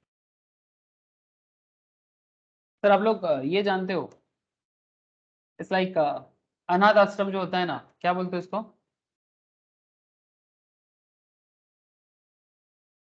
अनाथ आश्रम समझते हो? ऑर्फन हाँ सर वही, ठीक है। चलो मैं आपको एक छोटा सा एग्जाम्पल,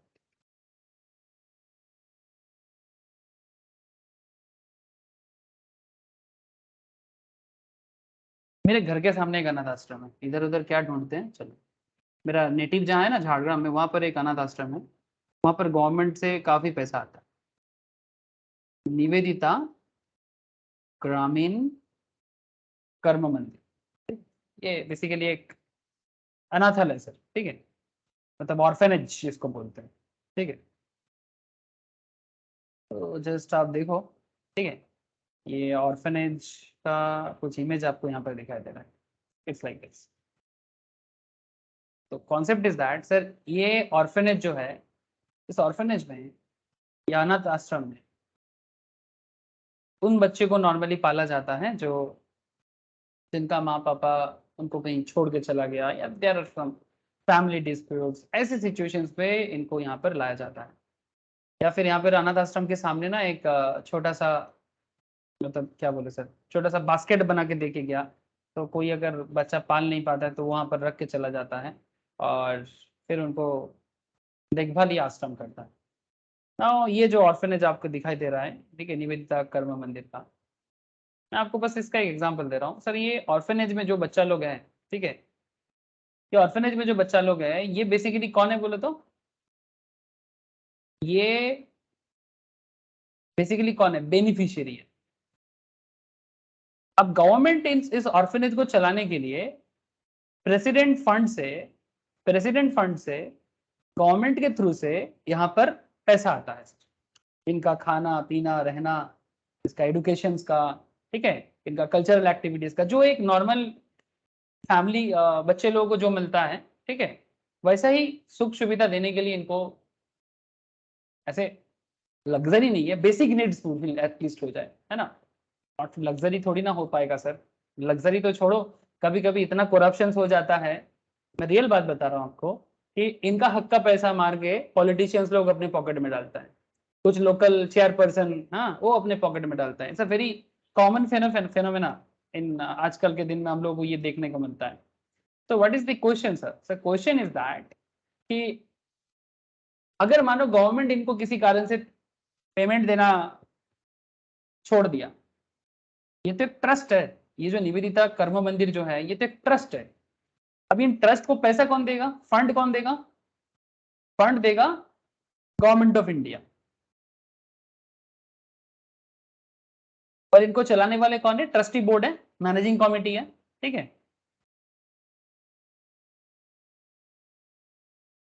अब गवर्नमेंट के साथ मैनेजिंग कमेटी का कॉन्ट्रैक्ट है कि भाई आपको एवरी मंथ या एनुअल इतना फंड मिलेगा, उसके ऊपर बेस करके आपको इतना बच्चा रखना है, इतना चिल्ड्रन पालना है, सब्जेक्ट टू जो भी है, क्योंकि देखो ये ऑर्फनेज है, यहाँ पर ऐसा रूल वाइज नहीं चल सकता, बिकॉज जो भी बच्चा आता है उनको लेना पड़ता है इनको। तो गवर्नमेंट ने भी उसके हिसाब से डेटाबेस मेंटेन करना है, भाई कितना बच्चा है, कितना ऑर्फन है, ठीक है, उनका खाना पीना, तो उसके हिसाब से एक होता है। अगर मानो गवर्नमेंट कभी ऐसा किया कि पेमेंट या फंड कम कर दिया, दो तरफ से प्रॉब्लम हो सकता है, या तो गवर्नमेंट फंड लो कर दिया, या फिर मैनेजिंग कमिटी करप्शन कर रहा है,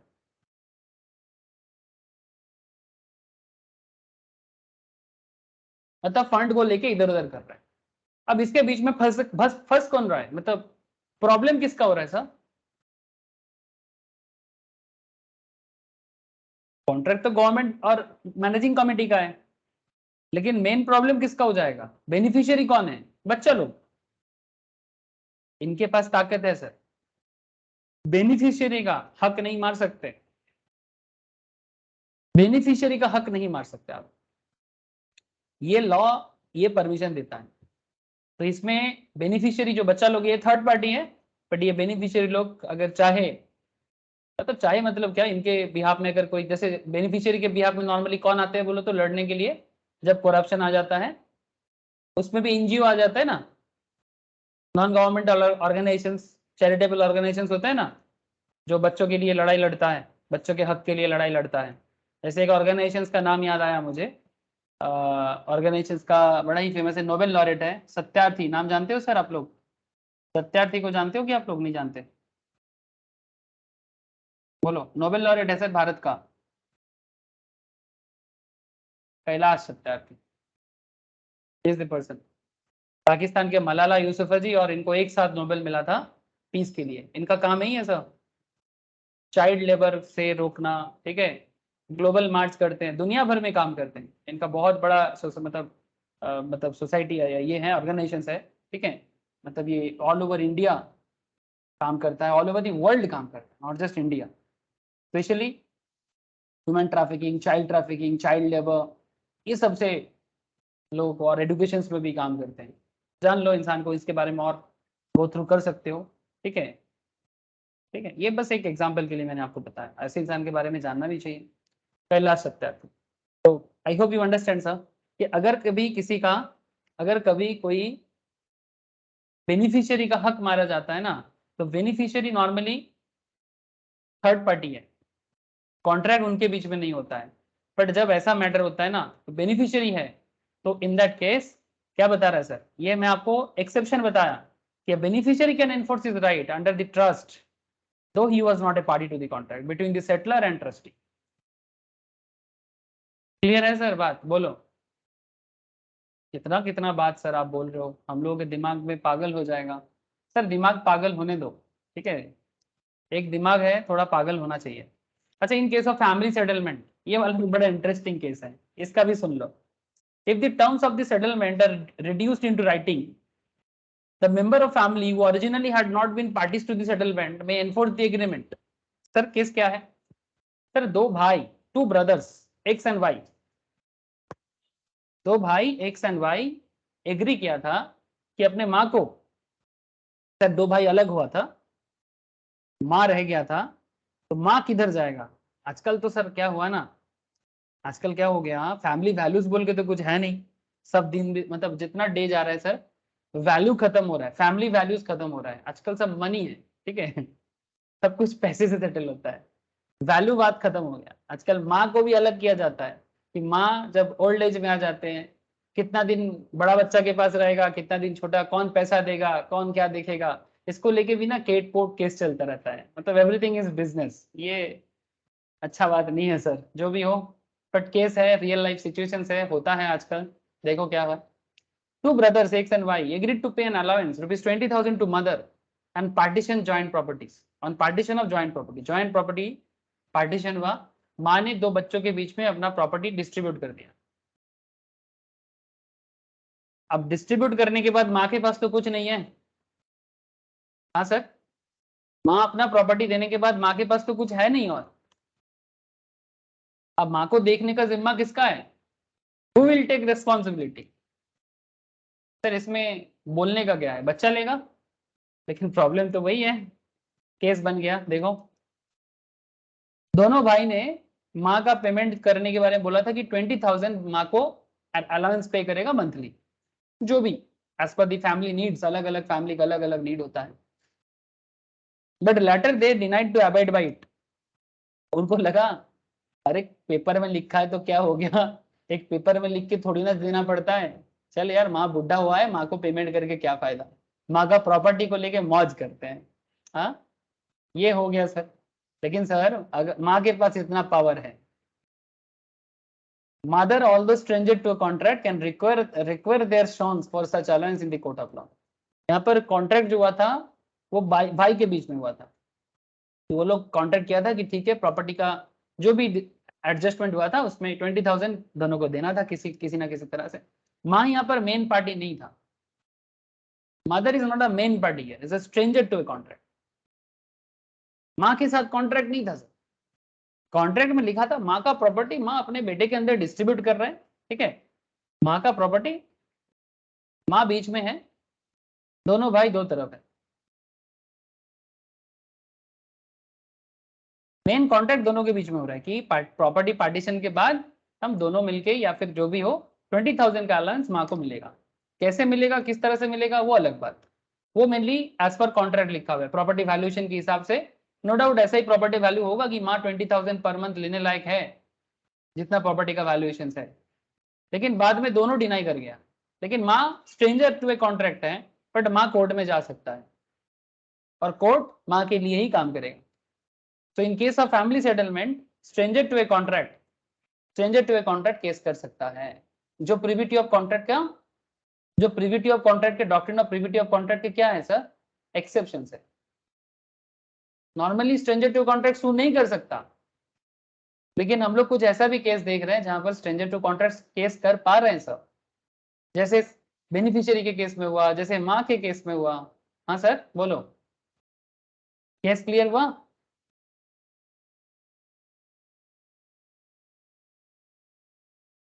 हेलो, और भी देखो केस, केस पे केस बन जाएगा, तारीख पे तारीख, जैसे होता है ना, सनी देओल का डायलॉग याद आ गया, तारीख पे तारीख, तारीख पे तारीख, ऐसे केस पे केस, केस पे केस, मतलब लॉ मतलब केस। अगर केस ना समझे तो लॉ क्या समझे। इन case of certain marriage contract, marriage में भी होता है ऐसा, ये भी सोसाइटी का कुछ इलनेस है। अब सोसाइटी का इलनेस देखो, हम लोग ऐसे देखते हैं ना, हस्बैंड वाइफ को टॉर्चर करते हैं, मारते हैं भी ऐसा, क्योंकि नॉर्मली, इसीलिए तो आजकल लड़की लोगों को ताइक्वांडो सीखना चाहिए, कराटे सीखना चाहिए, मार्शल आर्ट सीखना चाहिए, जरूरत पड़ने से दे दनादन। ठीक है, क्या पता किसका क्या हैबिट है ना। लव मैरिज का भी पता नहीं, अरेंज मैरिज का भी पता नहीं। कोई बोलेगा मैं तो बचपन से जानता हूँ, बाद में ऐसा हो गया। अब बाद में क्यों हुआ आपको किससे पता, ठीक है। तो दे दनादन दोनों के लिए, लड़का लोग तो ऑलरेडी मतलब ऑलवेज डोमिनेशन किया ही है सोसाइटी में, है ना। जो जो सोसाइटी दुनिया भर में गिरा है उसका मेन प्रॉब्लम यही है कि जब जब लड़कियों के साथ, औरत के साथ जब जब खराब हुआ है सोसाइटी, देश समाज डे बाई डे डिटोरिएट हुआ है। और जब जब सोसाइटी में वोमेन्स का डेवलपमेंट हुआ है, अच्छा डेवलपमेंट का मतलब ये नहीं है ना जो आजकल देखने को मिलता है रास्ते पे, लड़की लोग आजकल ना फ्रीडम के नाम पे कुछ और मतलब निकाला है। वो और मतलब से आई होप आप लोग अंडरस्टैंड कर रहे हो, मैं डिटेल्स में नहीं जाना चाहता, ठीक है, कि फ्रीडम का नाम कुछ और ही हो गया, ठीक है। ना तो वो लड़का के लिए होना चाहिए, ना तो लड़की के लिए होना चाहिए, ठीक है। जिस तरह से गुब्बारा करते हैं ना, वो गुब्बारा का फ्रीडमनेस किसी के लिए नहीं होना चाहिए सर, ठीक है। ये भी एक सोसाइटी का इलनेस है, ठीक है। ऐसा सोसाइटी इलनेस का ही सोसाइटी है सर, चाहे वो लड़का करे लड़की करे। शायद आपको ये वर्ड थोड़ा सुनने में पुराना टाइप लगे, बट ये हार्डकोर ट्रूथ है, ठीक है। बिकॉज ये देखो सर, जब एक लड़का नॉर्मली अच्छा है, लेकिन रात को जब वो थोड़ा सा अनसाउंड होके आता है, क्यों आता है अनसाउंड होके, बिकॉज वो कुछ नशा करके आता है, ठीक है। अब नशा करके आने के बाद उसका दिमाग ठीक नहीं रहता है, वो अपने वाइफ पे टॉर्चर करता है, ठीक है, मार देता है, थप्पड़ लगा देता है, ठीक है। और भी भयंकर भयंकर हम लोग देखते हैं सोसाइटी में। सो व्हाटएवर, ये अनसाउंडनेस आता क्यों है, ये टेम्पोररी अनसाउंडनेस भी तो खतरनाक है, चाहे वो लड़का करे या लड़की। लड़की लोग भी अगर आजकल इसको फैशन मान के फ्रीडम मानता है, तो वो भी तो गलत ही होगा, आज नहीं तो कल होगा, आज नहीं तो कल होगा। गलत तो गलत है, चाहे लड़का करे चाहे लड़की करे, गलत चीज गलत ही होता है। ये बात पता नहीं सर, फ्रीडम के नाम पे इसका कुछ और ही मतलब चल रहा है, दैट्स अ डिफरेंट पार्ट। अब आप बोलोगे सर आप थोड़ी ना हो सोशल रिफॉर्मर, नहीं सर, मैं सोशल रिफॉर्मर कैसे बनूंगा, बट एटलीस्ट मैं आप एक्सपीरियंस शेयर कर रहा हूँ, ठीक है।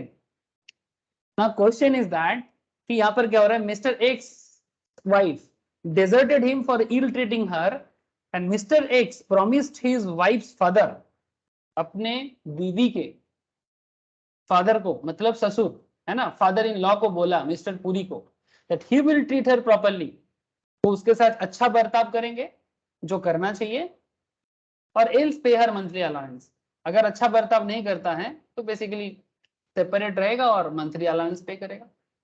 सिंपल है ना सर, ये तो देना ही पड़ेगा। But she was again ill treated by her husband, बात तो कह दिया, कुछ दिन बाद कुछ महीने बाद फिर से चालू हो गया। She was all right to sue mister X against the contract made between mister X and mister Puri. अब यहाँ पर कॉन्ट्रैक्ट किसके साथ किसका बना था, फादर इन लॉ के साथ, फादर इन लॉ के साथ क्या बोलते उसको, सन इन लॉ का हुआ था, है ना। फादर इन लॉ के साथ सन इन लॉ का हुआ था। तो यहाँ पर जो वाइफ है वो कौन है, थर्ड पार्टी है, वो थर्ड पार्टी है। अब ससुर जी के साथ जमाई का हुआ है कॉन्ट्रैक्ट कि भाई अगर मेरे लड़की को तुम मारते हो तो सेपरेट रहेगा, मेरे लड़की को अलाउंस पे कर देना मंथ। लेकिन मानो कि ऐसा फिर से मारता है लेकिन अलाउंस पे नहीं करता है, या फिर बात कॉन्ट्रैक्ट में लिखा है फिर भी मारता है, तो कोर्ट पे केस कर सकता है कौन? वाइफ। लेकिन वाइफ के साथ कॉन्ट्रैक्ट हुआ था किसी का? हेलो सर, क्या वाइफ के साथ किसी का कॉन्ट्रैक्ट हुआ था? नहीं ना। हेलो सर, चल समझ में आ रहा है सर?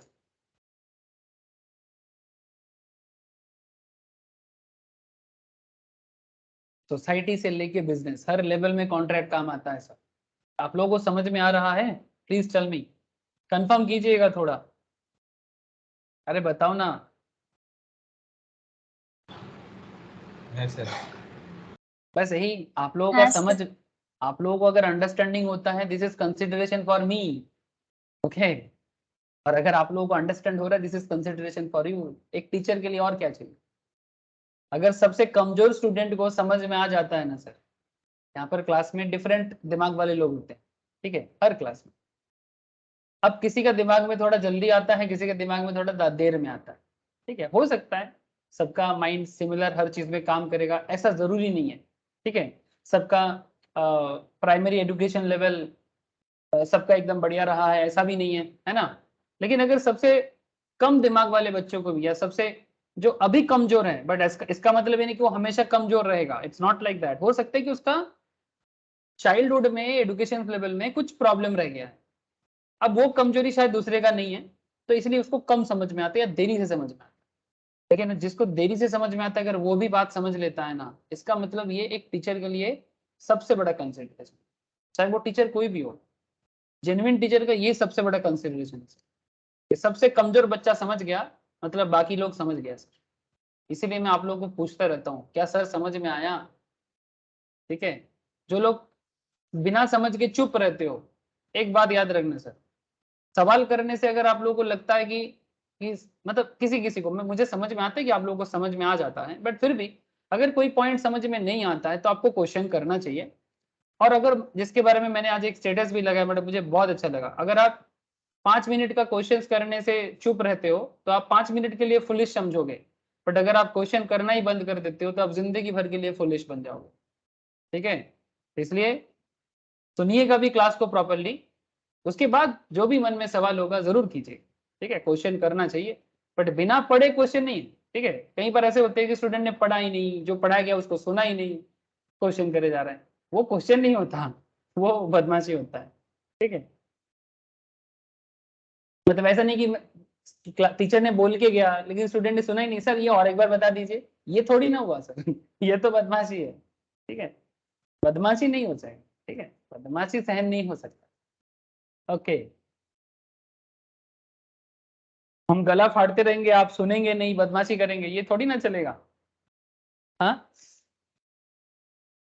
अच्छा, नेक्स्ट केस। अच्छा, in case of assignment of A contract, in case of assignment of a contract, when the benefit under a contract has been assigned, the assignee can enforce the contract, but such assignment should not involve any personal skill। अच्छा, अगर मानो किसी को किसी के साथ कोई assignment किया दिया गया, ऐसे फॉर एग्जांपल असाइनमेंट बहुत तरह का होता है, बिजनेस असाइनमेंट होता है ना।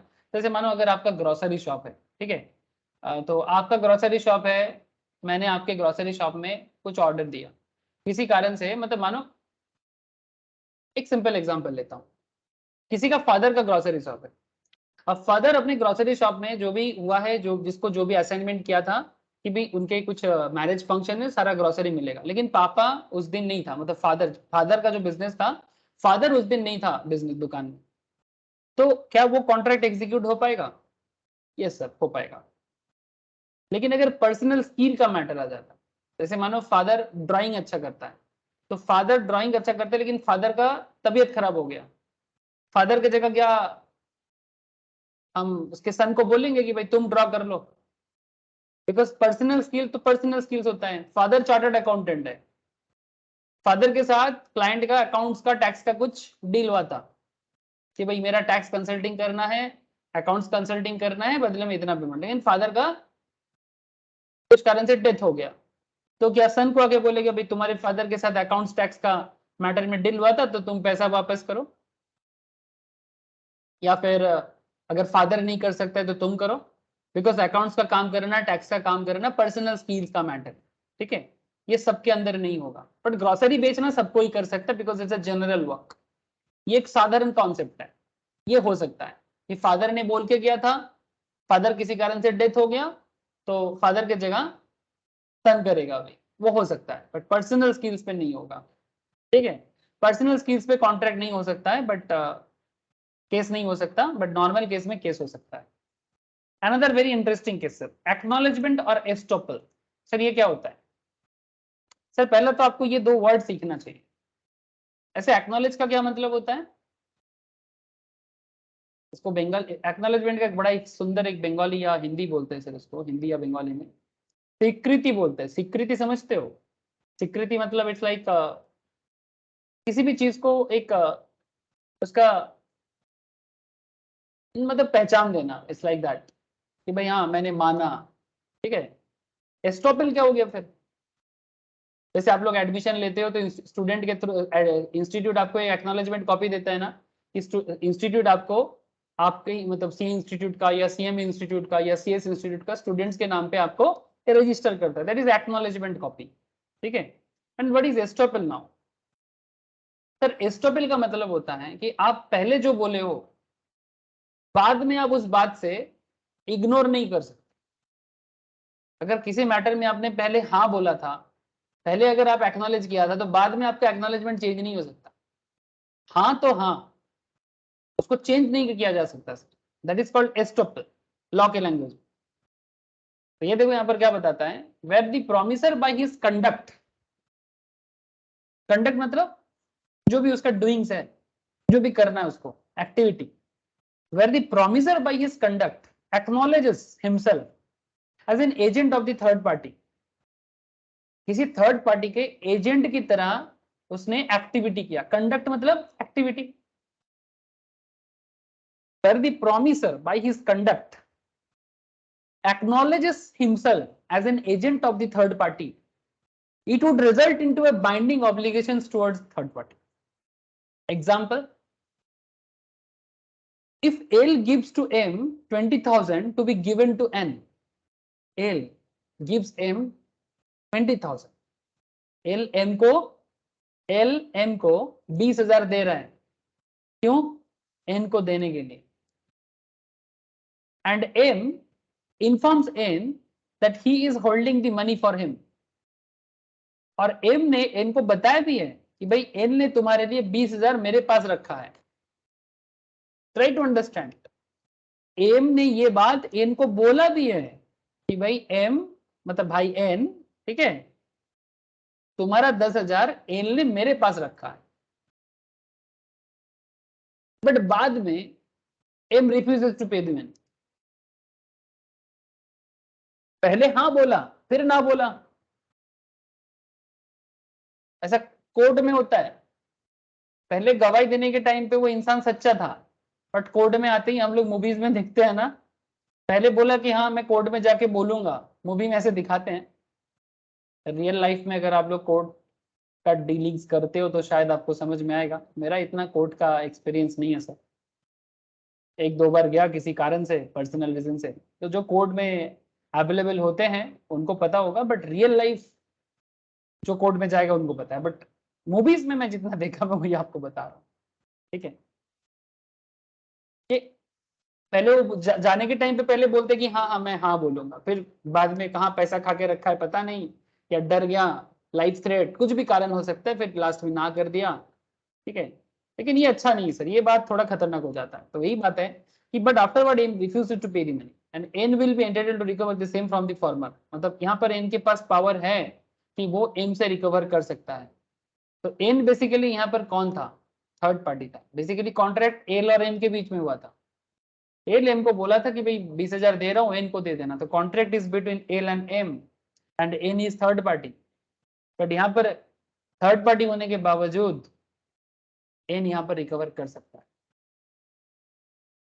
याद करो हम लोग पी क्यू आर का जो एग्जाम्पल पढ़े थे स्टार्टिंग में, जहां से क्यू रिकवर नहीं कर पा रहा था, बट एक्नॉलेजमेंट और एस्टोपल के बाद कर सकता है, क्योंकि एम ने बोला ना एन को, और एल और एन के बीच में यही डील हुआ है, और एम ने भी एन को इन्फॉर्म किया है, एम ने भी एन पे इन्फॉर्म किया है कि भाई तुम्हारा 20,000 एल ने मेरे पास दिया है, ये इंफॉर्मेशन मिला है। either in writing or in oral or in any sense. Oral contract is also contract. अब कोई बोलेगा सर मुंह में बोला था, प्रूफ कैसे करेगा? सर प्रूफ करने के लिए बहुत तरीका अपनाया जा सकता है, but yes oral contract proof करना थोड़ा मुश्किल है। सर रिकॉर्डिंग करना पड़ेगा, सर रिकॉर्डिंग ऑलवेज अवेलेबल होगा, सिचुएशन टू सिचुएशन मैटर करता है। सो ऐसा नहीं कि ओरल कॉन्ट्रैक्ट कॉन्ट्रैक्ट नहीं है, वो लॉयर को पता होता है कि कैसे क्या निकाला जा सकता है, but oral contract is also valid. ये बात मैंने कॉन्ट्रैक्ट एक्ट के बेसिक्स में, मतलब फर्स्ट 3-4 लेक्चर्स में ही आप लोगों को बता के रखा। तो एक्नॉलेजमेंट और एस्टोपल के केस में थर्ड पार्टी कॉन्ट्रैक्ट केस में कॉन्ट्रैक्ट में प्रॉब्लम होने से सू कर सकता है। बोलो सर, क्लियर हुआ बात?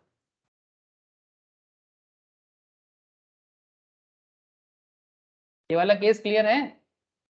अरे हाँ या ना? Yes, sir. Yes, sir. another very interesting case, in case of covenant running with land। तो ये क्या होता है? The person who purchased land with notice that the owner of land is bound by certain duties affecting land।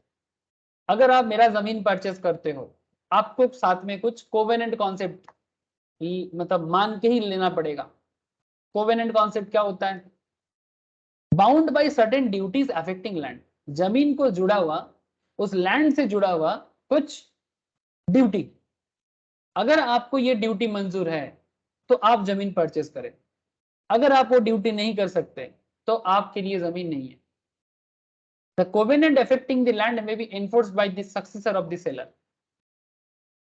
बात को समझे, मेरे पास कुछ जमीन है और जो जमीन मैं आपको बेचना चाहता हूं, ठीक है, नो प्रॉब्लम, बट मेरा कुछ कंडीशन है।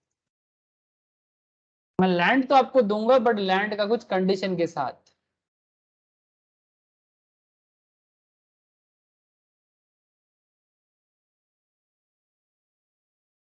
सिंपल एग्जांपल है, बड़ा ही simple example.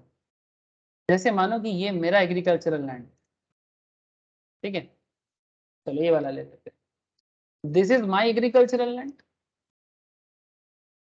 And this is any other person agricultural land, ठीक है। अब मैं ये वाला जमीन किसी और को बेचूंगा, बट ये एग्री लैंड है ना। अब मैं जिसको बेचूंगा उसको भी इसे एग्रीकल्चर के लिए यूज करना चाहिए। वो ये नहीं बोल सकते कि जमीन मेरा है, मैं कुछ भी करूं। कंडीशन नहीं है एग्रीकल्चर। पहला बात तो है कि एग्रीकल्चरल लॉ में फंस जाएगा बंदा, लेकिन नॉर्मल केस में भी, कॉन्ट्रैक्ट एक्ट में भी बात को बहुत क्लियरली समझा जा रहा है ऐसा कि अगर कुछ कोवेनेंट है, कुछ कंडीशंस है किसी पर्टिकुलर जमीन के बारे में, चाहे वो एग्री लैंड ना भी हो सकता है कि ये कोई सोसाइटी के अंदर नॉर्मल लैंड है, लेकिन उस लैंड में भी कुछ कोवेनेंट है। कोवेनेंट मतलब with some duty to perform, ठीक है। जैसे जमीन के पास कोई जमीन है तो आप वहां पर इंडस्ट्री नहीं बना सकते, आप वहां पर किसी भी तरह का मतलब ऐसा कोई भी काम नहीं कर सकते जो आसपास के लोगों को प्रॉब्लम में डाले, ठीक है।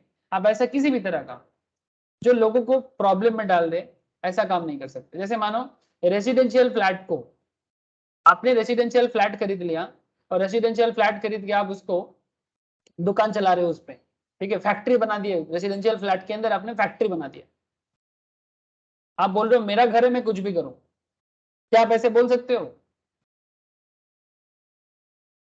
कभी भी अगर कभी फ्लैट परचेस करते हो, हाउस परचेस करते हो, तो उसमें ना लॉ में सब लिखा रहता है। यहीं पर तो लॉयर का जरूरत पड़ता है कि ऐसा नहीं कि मेरा घर में कुछ भी करो। मैं कोई बोलेगा मेरा मुर्गी आगे से काटू पीछे से काटू, बात ऐसा नहीं है। बात ऐसा नहीं है, बात मेरा तेरा मुर्गी का नहीं है, बात सोसाइटी का है, बात सिचुएशंस का है, ठीक है। ये देखो,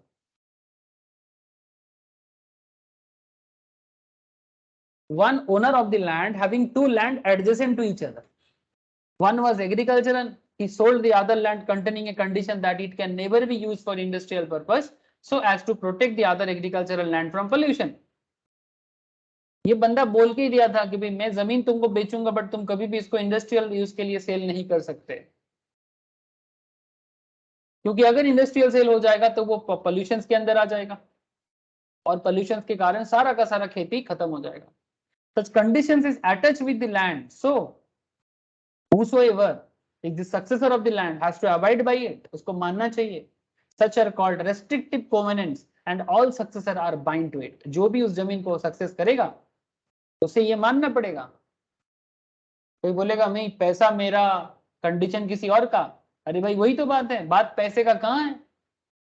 हर बात को लोगों का क्या है ना, एक आम लोगों का सोच है। देखो लोग सोचते हैं भाई पैसा दिया है, अरे भाई पैसा दिया तो क्या, कुछ कंडीशंस भी होता है। हर फील्ड का अपना अपना, हर फील्ड का अपना अपना होता है। हर प्रॉमिसर का अपना अपना कंडीशंस होता है। उसके बाहर जाके बात थोड़ी ना हो सकता है। कुछ चीजें बाय डिफॉल्ट होता है, कुछ चीजें लिखना पड़ता है। ठीक है, कुछ चीजें बाय डिफॉल्ट होता है, कुछ चीजें लिखना पड़ता है। अब डिफॉल्ट क्या है, बाय लिखना क्या पड़ेगा, ये सब एक्सपीरियंस के साथ आ जाता है। जैसे ऐसे सिचुएशंस पे बाय डिफॉल्ट, जैसे एग्रीकल्चरल लैंड के बगल में एग्रीकल्चर हो गया, ये डिफॉल्ट है। बट अगर मानो कि एग्रीकल्चरल लैंड वो नहीं है, नॉर्मल रहने के लिए है, बट वहां पर इंडस्ट्री नहीं हो सकता, ये वहां पर बोल के लिख के गया कि भाई इंडस्ट्री में मत देना, फैक्ट्री बनाने के लिए मत देना किसी को। Another very interesting example, contract enter into through an agent. Sir अगर एजेंट के थ्रू से कॉन्ट्रैक्ट होता है तो क्या उसको उसमें कंसिडरेशन जरूरी है? नहीं सर। अगर आप किसी को एजेंट बनाते हो अपना, तो बदले में एजेंट को आपको कुछ देना होगा, ऐसा जरूरी नहीं। समझ रहे हो सर? जैसे प्यार में ऐसा जरूरी नहीं, ठीक है, वैसा ही एजेंसी में ऐसा कोई जरूरी नहीं भाई एजेंसी लेने के लिए तुमको इतना जमा करना पड़ेगा। अगर कोई जमा करके दे रहा है तो वो अलग ही बात है। ठीक है, अलग अलग टाइप ऑफ एजेंसी होता है, आजकल फ्रेंचाइजी पैटर्न चलता है ना। कोई डेलीगेटेड एजेंट बनता है, कोई नॉर्मल एजेंट बनता है, लेकिन एजेंसी बनाने के लिए कंसिडरेशन देना होगा, ऐसा लॉ में कहीं नहीं लिखा। लेकिन दे भी सकते हैं। मतलब मानो कि कोई कंपनी का एजेंसी लेना चाहते हो, एजेंसी के लिए आपको एक चार्जेस देना पड़ेगा, कुछ अमाउंट जमा करना पड़ेगा, वो हो सकता है, उसमें कोई प्रॉब्लम नहीं। बट लॉ क्या बताता है, contract entered through an agent, agent के थ्रू से कॉन्ट्रैक्ट बनाने के लिए कोई कंसिडरेशन का मैटर नहीं। The principal can enforce the contract entered by his agent where the agent has acted within the scope of his authority and in the name of principal। वो अपने principal के मतलब बिहाफ में काम कर सकता है, उसके लिए कोई प्रॉब्लम नहीं। तो बेसिकली यहाँ पर एजेंट जो है वो थर्ड पार्टी है, लेकिन अगर कोई प्रॉब्लम होता है तो वो थर्ड पार्टी होने के मतलब नाते भी केस का पार्ट बन सकता है। यही बेसिकली कॉन्सेप्ट था। ये सब एक्सेप्शनल था, 7 एक्सेप्शनल पॉइंट्स हम लोगों ने पढ़ा। Doctrine of privity of contract का 7 एक्सेप्शनल्स याद रहेगा सर? हर एक पॉइंट में दम था, हर एक पॉइंट में दम था। नाउ कुछ इंटरेस्टिंग पॉइंट्स है। Validity of an agreement without consideration. कुछ ऐसा भी कंसिडरेशन होता है सर जहां पर मतलब कंसिडरेशन होता नहीं है पर फिर भी एग्रीमेंट वैलिड हो जाता है। बट लॉ क्या कहता है? What law says? लॉ कहता है कि no consideration no contract. Hello sir, law कहता है no consideration no contract. But यहां पर मैं आपको फिर से कुछ एक्सेप्शनल पॉइंट के बारे में बात करूंगा जहां पर कंसिडरेशन नहीं है फिर भी एग्रीमेंट वैलिड है, कंसिडरेशन नहीं है फिर भी एग्रीमेंट वैलिड है। The general rule is that an agreement made without consideration is void. General rule क्या है कि अगर कंसिडरेशन बिना कंसिडरेशन का एग्रीमेंट है तो वॉइड है। Section 25 of the contract act. In every valid contract, void का मतलब क्या होता है? कैंसिल। जिन लोगों को वॉइड, वैलिड, वॉइडेबल ये सब बेसिक में थोड़ा दिक्कत हो रहा है, प्लीज कॉन्ट्रैक्ट एक्ट का पहला 3-4 क्लासेस देख लो, प्रॉब्लम अभी के लिए शॉर्ट आउट हो जाएगा। सर वॉइड मतलब cancel. In every valid contract consideration is very important. एक कॉन्ट्रैक्ट में ओनली बी इन्फोर्सेबल, इन्फोर्सेबल मतलब कोर्ट ऑफ लॉ में इन्फोर्सेबल या legally enforceable when consideration is there. इसीलिए तो मैं बार बार बोल रहा हूँ, लॉ क्या कहता है? लॉ कहता है no consideration no contract. However the Indian contract act contains certain exception to this rule. In the following cases the agreement though made without consideration will valid and enforceable. बिना consideration के agreement पर फिर भी valid माना जाएगा। अरे वाह, ये भी दिन देखना पड़ा। हाँ सर, ये भी दिन देखना पड़ा। ठीक है, देखो सर, ये भी दिन देखना पड़ा कि बिना कंसिडरेशन का भी कॉन्ट्रैक्ट, जैसे नेचुरल लव एंड अफेक्शन। अब कुछ बात देखो, कुछ इंसानियत बोल के भी चीज होता है ना, हर चीज में बिजनेस थोड़ी ना किया जाएगा, लेकिन एग्रीमेंट वैलिड होगा कि नहीं वो भी तो देखना है। Conditions to be fulfilled under section 25 subsection 1, क्या है conditions? It must be made out of natural love and affection between the parties.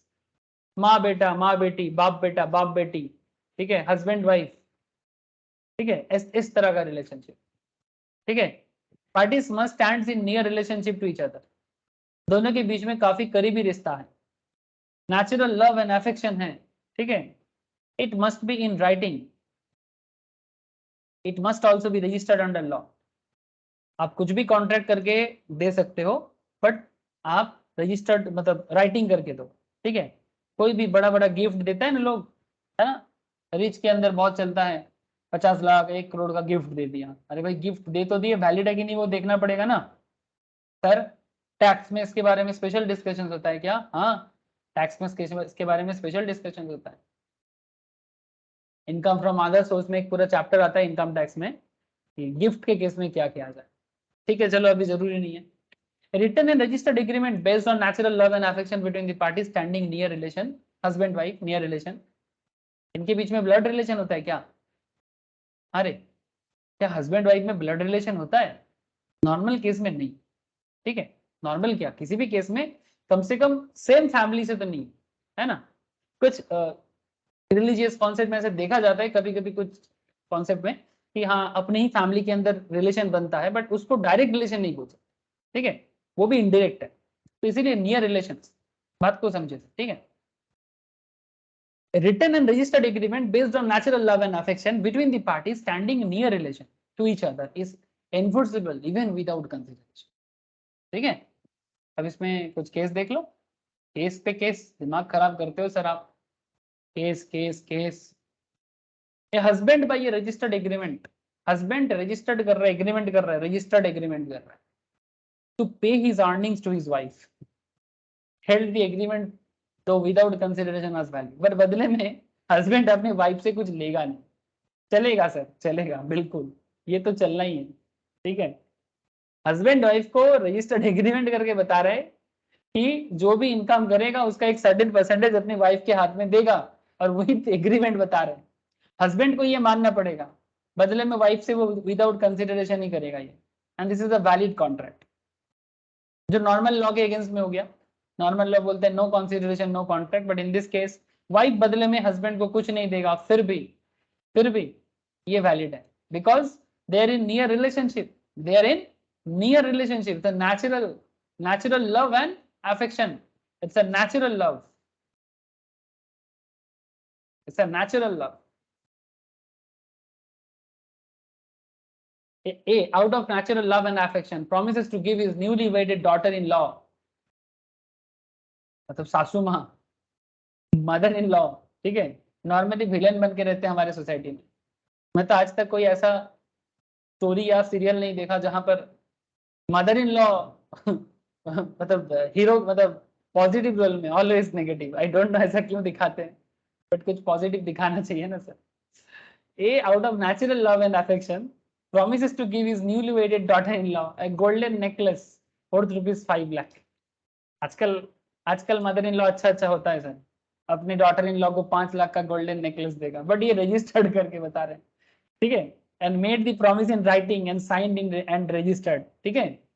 ये वैलिड एग्रीमेंट है सर, ठीक है। कोई कंसिडरेशन का जरूरत नहीं है, सासू माँ अपने डॉटर इन लॉ को दे ही सकता है। Sir compensation for past voluntary service, ये क्या है? पास्ट वॉलंटरी सर्विस का कंपेंसेशन ये कैसा है सर? सर ये भी होता है, ये थोड़ा बिजनेस लेवल में देखो। A promise is to compensate wholly or in part a person who has already voluntarily done something for the promiser। पहले कुछ voluntarily अपनी इच्छा से कुछ किया था, is enforceable under section 25 subsection 2 in order that a promise to pay for the past voluntary service। भाई तुमने मेरे लिए बहुत कुछ किया, बदले में मैं तुम्हें ये देना चाहता, ठीक है। तुमने मेरे लिए बहुत कुछ किया, मैं तुम्हारे आभारी हूँ, मैं तुम्हारा ऋणी हूँ, ठीक है, समथिंग लाइक दैट, एंड बदले में वो कुछ देने का प्रॉमिस करता है। The service should have been rendered voluntarily, ठीक है। कंपेंसेशन फॉर पास्ट, ये सर्विस वॉलंटरी होना चाहिए, ठीक है, अपने इच्छा में होना चाहिए। The service must have been rendered for the promisor, the promisor must be in existence at the time when service was rendered, the promisor must have intended to compensate the promise.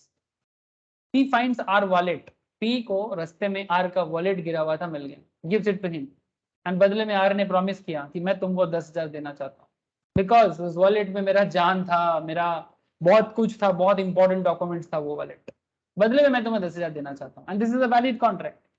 This is a valid contract, no problem with that. तुमने मेरा wallet लौटाया, मैं तुमको 10,000 देना चाहता हूँ, क्योंकि wallet करोड़ों का था. वॉलेट का वैल्यू 1 करोड़ से भी ज्यादा था जो वॉलेट के अंदर था. 10,000 ठीक है, चलो अच्छा है. Mister X help his nephew mister Y to fight a case in court of law using his knowledge. ध्यान से सुनना. Mr. X had helped his nephew Mr. Y to fight a case in the court of law using his knowledge and intellect. After Mr. Y won the case, he promised Mr. X to pay rupees 10,000. Hell, this is a valid contract and it is compensation to past service. चलेगा, ये भी valid contract है. Promise to पे time bird डेब्ट. Sir ये क्या है? Time bird क्या होता है? कुछ डेब्ट होता है जो समय के साथ कैंसिल हो जाता है. नॉर्मली 3 साल होता है सर नॉर्मल केस में. ये एक एक्ट आएगा, आप लोग सीएस एग्जीक्यूटिव में, सीएसईएम में फाइनल में थोड़ा पढ़ाया जाता है, जनरल लॉ में. उसमें एक लिमिटेशन एक्ट बोल के एक एक्ट होता है सर. क्या एक्ट है? जो लोग सीएस एग्जीक्यूटिव, सीएसईएम में फाइनल का पढ़ाई करता है, उन लोगों को ये एक्ट पढ़ाया जाता है, लिमिटेशन एक्ट. एक्ट का नाम समझ रहे हो सर? Limitation act. क्या होता है लिमिटेशन एक्ट? लिमिटेशन एक्ट में ना टाइम बर्ड होता है कि एक सर्टेन टाइम के बाद आपको, और अगर टाइम निकल गया तो बाद में आप और क्लेम नहीं कर सकते. ठीक है, किसी से कुछ पैसा मिलना था बट टाइम बीत गया, उसके बाद आके आप कोर्ट में केस कर रहे हो कि मेरा पैसा मुझे नहीं मिल रहा है, समथिंग लाइक दैट. बट इतना दिन कहाँ थे भाई? कुंभकर्ण का नींद ले रहे थे क्या? हाँ, सो गए थे क्या? तो एक सर्टेन टाइम होता है हर चीज का. लेकिन यहाँ पर बताया जा रहा है कि अगर कोई टाइम बर्ड डेब्ट, पुराना 3 साल पुराना पैसा किसी को रीपे करने के लिए, कोई सेटलमेंट के लिए आ रहा है, अकाउंट्स में से होता है ना, A is indebted to C for 60,000. 60,000 A ने लिया था सी से, बट डेब्ट जो था ना, कम से कम 3 साल का टाइम पीरियड था, निकल गया. 3 साल बाद ए बोल रहे सी को आके कि भाई मैं तुम्हारा वो पेमेंट देना चाहता हूँ, रिटर्न प्रॉमिस कर रहा है 50,000 दूंगा, सेटलमेंट कर लो. बदले में सी कोई इंटरेस्ट नहीं चार्ज कर रहा है. ये विदाउट कंसिडरेशन है एंड एनफोर्सेबल है, and this is a valid. बात समझे? पुराना लोन था, 3 साल पुराना, 4 साल पुराना, टाइम निकल गया था.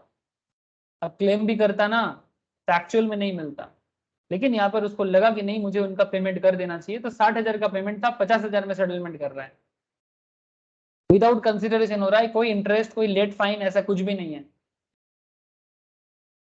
And this is a valid contract. Agency मैं आपको पहले ही बोला, according to section 185 of the Indian contract act 1872,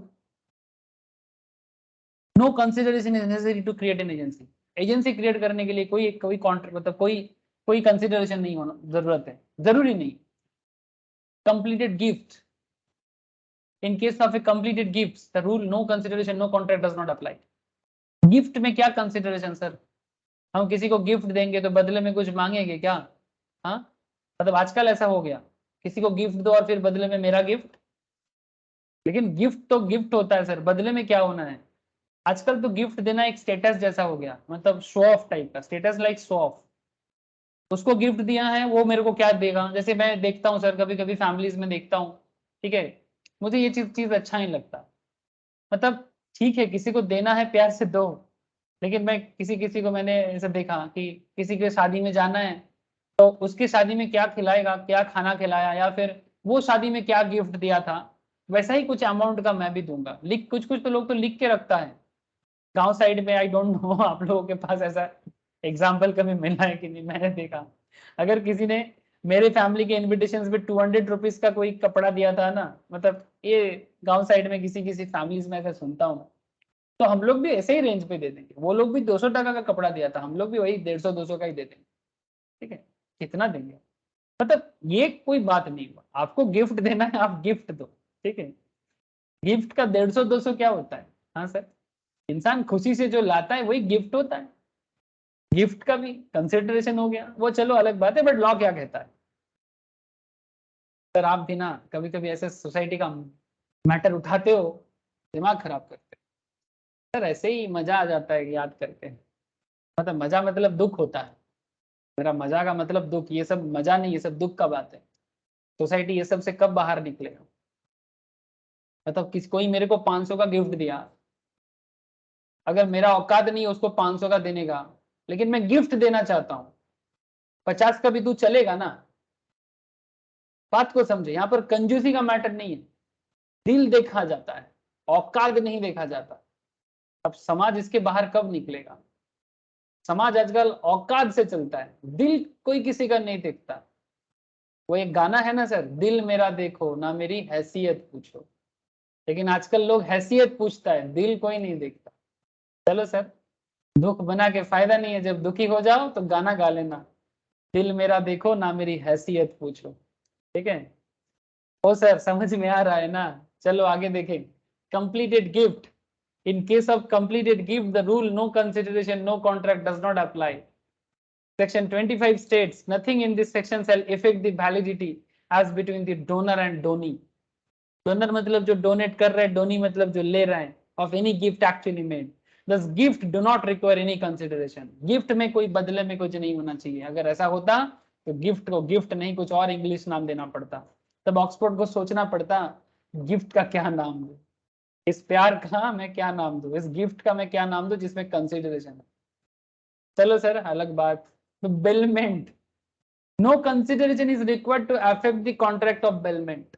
section 148 of the Indian contract act 1872, ये एडवांस लेवल कॉन्ट्रैक्ट में भी इसके बारे में डिटेल्स चर्चा होता है sir. CA inter, CM inter, final level में बेलमेंट के ऊपर स्पेशल लॉ करना पड़ता है। ठीक है। No consideration is required to affect the contract of bailment. Sir bailment क्या होता है, वेट सर बताते हैं। Section 148 of the Indian Contract Act 1872 defines bailment as the delivery of goods from one person to another for some purpose. जैसे purpose खत्म हो जाए goods वापस आ जाएगा। This delivery is made upon a contract that post accomplishment of the purpose the goods will either returned or disposed of according to the direction of the person delivering them. No consideration is required to affect the contract of bailment.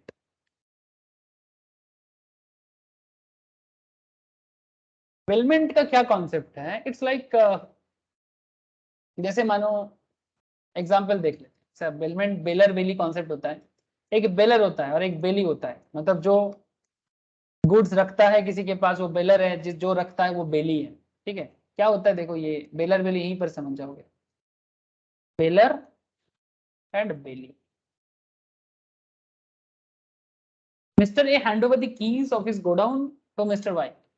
Mister A अपने godown का जो चाबी है वो Y को दे रहा है, क्योंकि मिस्टर वाई अपना कुछ गुड्स गोडाउन में रखना चाहता है। किसके गोडाउन में, ए के गोडाउन में। गोडाउन किसका है, ए का है। गुड्स किसका है, वाई का है। कौन माल रखेगा, वाई ही रखेगा। Mister Y gets possession of godown but not the ownership. Mister Y goods का गोडाउन का पोजीशन लेता है, क्योंकि वाई का ही तो गुड्स गोडाउन में अभी डाला गया, इसीलिए वो गुड्स वाई गोडाउन का पोजीशन ले रहा है, ओनरशिप नहीं। As soon as Mr. Y lifts his godown from godown, as soon as Mr. Y lifts his goods from godown, जैसे ही Y गोडाउन से सामान हटा लेगा वैसे ही मिस्टर वाई ए को उसका चाबी वापस कर देगा। तो चाबी कितना दिन के लिए बेलर ने बेली के पास रखा था, जितना दिन का पर्पस था। जैसे ही पर्पस खत्म हो गया, बेली ने बेलर को चाबी वापस कर दी। मेरे घर पे एक कुत्ता है, ध्यान से सुनना बात को। मेरे घर पे एक डॉगी है, मैं अपने डॉगी को कुछ दिनों के लिए मेरे दोस्त के घर में रख के जाना चाहता। बदले में मेरा दोस्त डॉगी को जो भी खाना पीना खिलाएगा मैं उसका पेमेंट कर दूंगा। ठीक है। वो बाद में सेटलमेंट हो जाएगा, या फिर मैं कुछ हिसाब कर दूंगा, या फिर कुछ नॉन मॉनिटरी कंसिडरेशन कर देगा। लेकिन जितना दिन मैं बाहर हूं, मेरा कुत्ता मेरे दोस्त के घर पे, जैसे ही मैं वापस आया कुत्ता मेरे पास आ जाएगा। हेलो, मेरा डॉगी मेरे पास आ जाएगा कि नहीं आ जाएगा। ऐसा होता है कि नहीं होता। चाबी, डॉगी, ऐसा होता है कि नहीं होता। इसको बेलमेंट बोलते हैं सर, बेलर बेली कॉन्ट्रैक्ट। हेलो, बोलो सर, ये वाला केस क्लियर है। हम लोग ऑलमोस्ट पहुंच गए sir. Last case charity. Sir ये क्या है सर? चैरिटी में भी तो कोई कंसिडरेशन नहीं होता है ना, बट फिर भी वैलिड है। इसके अगेंस्ट में भी एक बड़ा फेमस केस लॉ है। अगर आप कहीं पर भी कुछ चैरिटी के नाम पे देने के लिए वादा किया ना, आपको निभाना पड़ेगा। भले ही चैरिटी में आपका कोई बेनिफिट नहीं है। चैरिटी करके इंसान को बेनिफिट मिलता है क्या? हाँ सर, चैरिटी करके आपको कुछ फायदा मिलता है क्या? मतलब फायदा मतलब कोई मॉनेटरी फायदा होता है क्या? सर अगेन वही दिल वाला बात आ जाएगा। दिल को सुकून मिलता है, हाँ, मन को शांति मिलता है, वो अलग बात है। लेकिन कोई मॉनेटरी कंसिडरेशन है क्या चैरिटी में? Please tell me. गरीब को खाना खिलाना, हाँ, कहीं मंदिर में, मस्जिद में, गिरजा में डोनेट करना, इसमें कोई कोई मॉनेटरी बेनिफिट है क्या? हाँ बोलो सर, समझ में आ रहा है कि नहीं आ रहा है आप लोगों को? हेलो, अरे बताओ ना। Yes, sir. है ना? इसमें एक बड़ा फेमस केस है। If A promisee if a promisee undertakes the liability on the promise of the person to contribute to charity, there the contract shall be valid. Charity में कंट्रीब्यूट करने का वादा किया ना आपने, फुलफिल करो, अदरवाइज केस हो सकता है अगर चाहे तो। ये केदारनाथ वर्सेस गौरी मोहम्मद का केस है, कोलकाता का केस है, हावड़ा का। जो लोग हावड़ा हावड़ा डिस्ट्रिक्ट से, उनको अच्छा लगेगा हावड़ा का नाम सुन के। केदारनाथ डिटेल्स केस स्टडीज आप लोग ऑनलाइन में जाके चेक करो, बहुत मिल जाएगा। तो बहुत सारा लॉ रिलेटेड जर्नल ब्लॉगिंग होता है, वहां पर आपको हर केस का मोटा मोटी आइडिया मिल जाएगा। ऐसे हर एक केस पढ़ने जाओ तो जिंदगी बीत जाएगा सर। बट ये केस देखो, केदारनाथ वर्सेस गौरी मोहम्मद का जो केस है, हावड़ा म्यूनिसिपल कॉर्पोरेशन का केस है। It's a very famous case related to, आप लोगों को दिखाई दे रहा है, थोड़ा सा छोटा है बट आप बाद में देख लेना। It's a very famous case related to consideration. In this case the defendant promised to plaintiff that he would pay to build a town hall in Howrah. मतलब हावड़ा एक्चुअली वेस्ट बंगाल का एक डिस्ट्रिक्ट भी है, हावड़ा स्टेशन सिर्फ नहीं है। ठीक है, हावड़ा स्टेशन को छोड़ के भी हावड़ा में बहुत बड़ा, मतलब हावड़ा में छोटा, सबसे छोटा डिस्ट्रिक्ट माना जाता है कोलकाता एंड हावड़ा, बट हावड़ा में काफी लोग रहते हैं sir.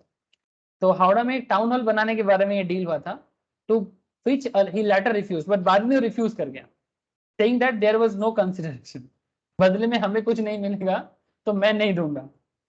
This is a case from the year of 1886 and it was decided by a two-judge bench of Calcutta High Court, Justice W.C. Petharam and Justice Beverley. ठीक है, एंड जस्टिस बेवर्ले, बड़ा ही famous case है। और उसमें decision ये लिया गया था कि अगर आपने चैरिटी के नाम पे देने का नहीं बोला तो आपको तो देना पड़ेगा भाई। Kedarnath Bhattacharya was the plaintiff जिन्होंने केस किया था, and he was the municipal commissioner of Howrah as well as one of the trustee of the Howrah town hall fund. He wanted to build a town hall in Howrah, providing the necessary funds could be raised. For it, he tried to find out how many people could be interested in it and would be willing to pay. Some people agreed upon this. When this number reached a certain level, he contacted a contractor to construct the building. Thereafter, a contract was entered into by the commissioner, including the defendant and other subscriber like him. For the above case, subsequently, the building plans were presented and passed. Town hall का case सामने आया, plan सामने आया। Along with the membership list for paying members, the plans increased to, plan भी थोड़ा बढ़ गया, and original cost 26,000 से 40,000 हो गया। सर 1886 का केस है, बहुत बड़ा अमाउंट है। Since the changes of the original plan for the building has been ratified by all commissioners, including the plaintiff, the commissioners were also responsible for paying the contractor for the additional cost. The dispute arose when the respondent named Gori Mohammed accepted to pay ₹100 by writing his name in the membership register, that is subscription book, but he did not give his this amount. कुछ ₹100 पे करने का matter था गौरी मोहम्मद का, उसने ये amount देने के लिए इग्नोर कर दिया। Therefore, the plaintiff filed a suit for the recovery of this amount from the defendant. तो बेसिकली केदारनाथ भट्टाचार्य जिन्होंने केस किया था, वो गौरी मोहम्मद के अगेंस्ट में ₹100 का केस किया था। ये ₹100 1886 का ₹100 है, मजाक नहीं है सर। ठीक है, आई होप कंसिडरेशन कितना बड़ा केस है और कंसिडरेशंस को लेके क्या क्या हो सकता है, इसका आइडिया आप लोगों को लग गया सर। तो कॉन्ट्रैक्ट एक्ट में कंसिडरेशन को लेके कुछ क्वेश्चंस आंसर्स हैं, एमसीक्यूज दिया हुआ है नोट्स के अंदर already given all of you, अगर किसी को नहीं मिला मुझे एक बार बताएं, और कुछ डिस्क्रिप्टिव क्वेश्चंस भी दिया हुआ है प्रैक्टिस के लिए, लिख लिख के प्रैक्टिस भी करें सर, ठीक है, बिकॉज आगे जाके एग्जीक्यूटिव, इंटर, फाइनल हर लेवल में ये सब चीज काम आता है, और जिनका डिस्क्रिप्टिव है लाइक सीए फाउंडेशन, सीए में इंटर, सीए, इनको भी ये सब क्वेश्चंस बहुत पूछता है, तो आप लोग प्लीज ये सब रेडी करें, सीएस एग्जीक्यूटिव, ठीक है। जिनका सिर्फ एमसीक्यू है वो सिर्फ एमसीक्यू प्रैक्टिस करें और डिस्क्रिप्टिव को सिर्फ रीड करें, ठीक है, डिस्क्रिप्टिव को रीड करें। नेक्स्ट दिन मैं आपको एसेंशियल्स ऑफ अदर कॉन्ट्रैक्ट का अदर एसेंशियल्स के बारे में बात करूंगा, जिसमें मैं capacity to contract, free consent, ऐसे बहुत इंटरेस्टिंग फैक्ट के बारे में चर्चा करने वाला हूं, जो सब मैटर बिजनेस लेवल में एक एक बेंचमार्क केस बना है, ठीक है। ओके सर, आज इतना ही है। जिन लोगों का प्रीवियस लेक्चर मिस है उनको मैंने लिंक शेयर कर दिया, अगर किसी को लिंक नहीं मिला मुझे बताएं, मैं लिंक शेयर कर दूंगा। 3-4 लेक्चर एटलीस्ट कॉन्ट्रैक्ट का अभी एक बार देख लो, बाद में मैं फिर से जब रिवाइज करूंगा कॉन्ट्रैक्ट का फिर एक बार लाइव कर लेना, लेकिन प्लीज आप लोग एक बार गो थ्रू करो। मैं इतना जानता हूं कि आप लोगों को अभी का सारा बात समझ में आ रहा है, बट फिर भी जो बेसिक 3-4 कॉन्सेप्ट है उसको एक बार गो थ्रू कर लेना चाहिए सर, तो एक बार जरूर गो थ्रू कर लीजिए। आज इतना ही है, good night sir to all of you, tata, Bye, sir. Bye sir, Thank you, sir. Thank thank you sir, okay sir.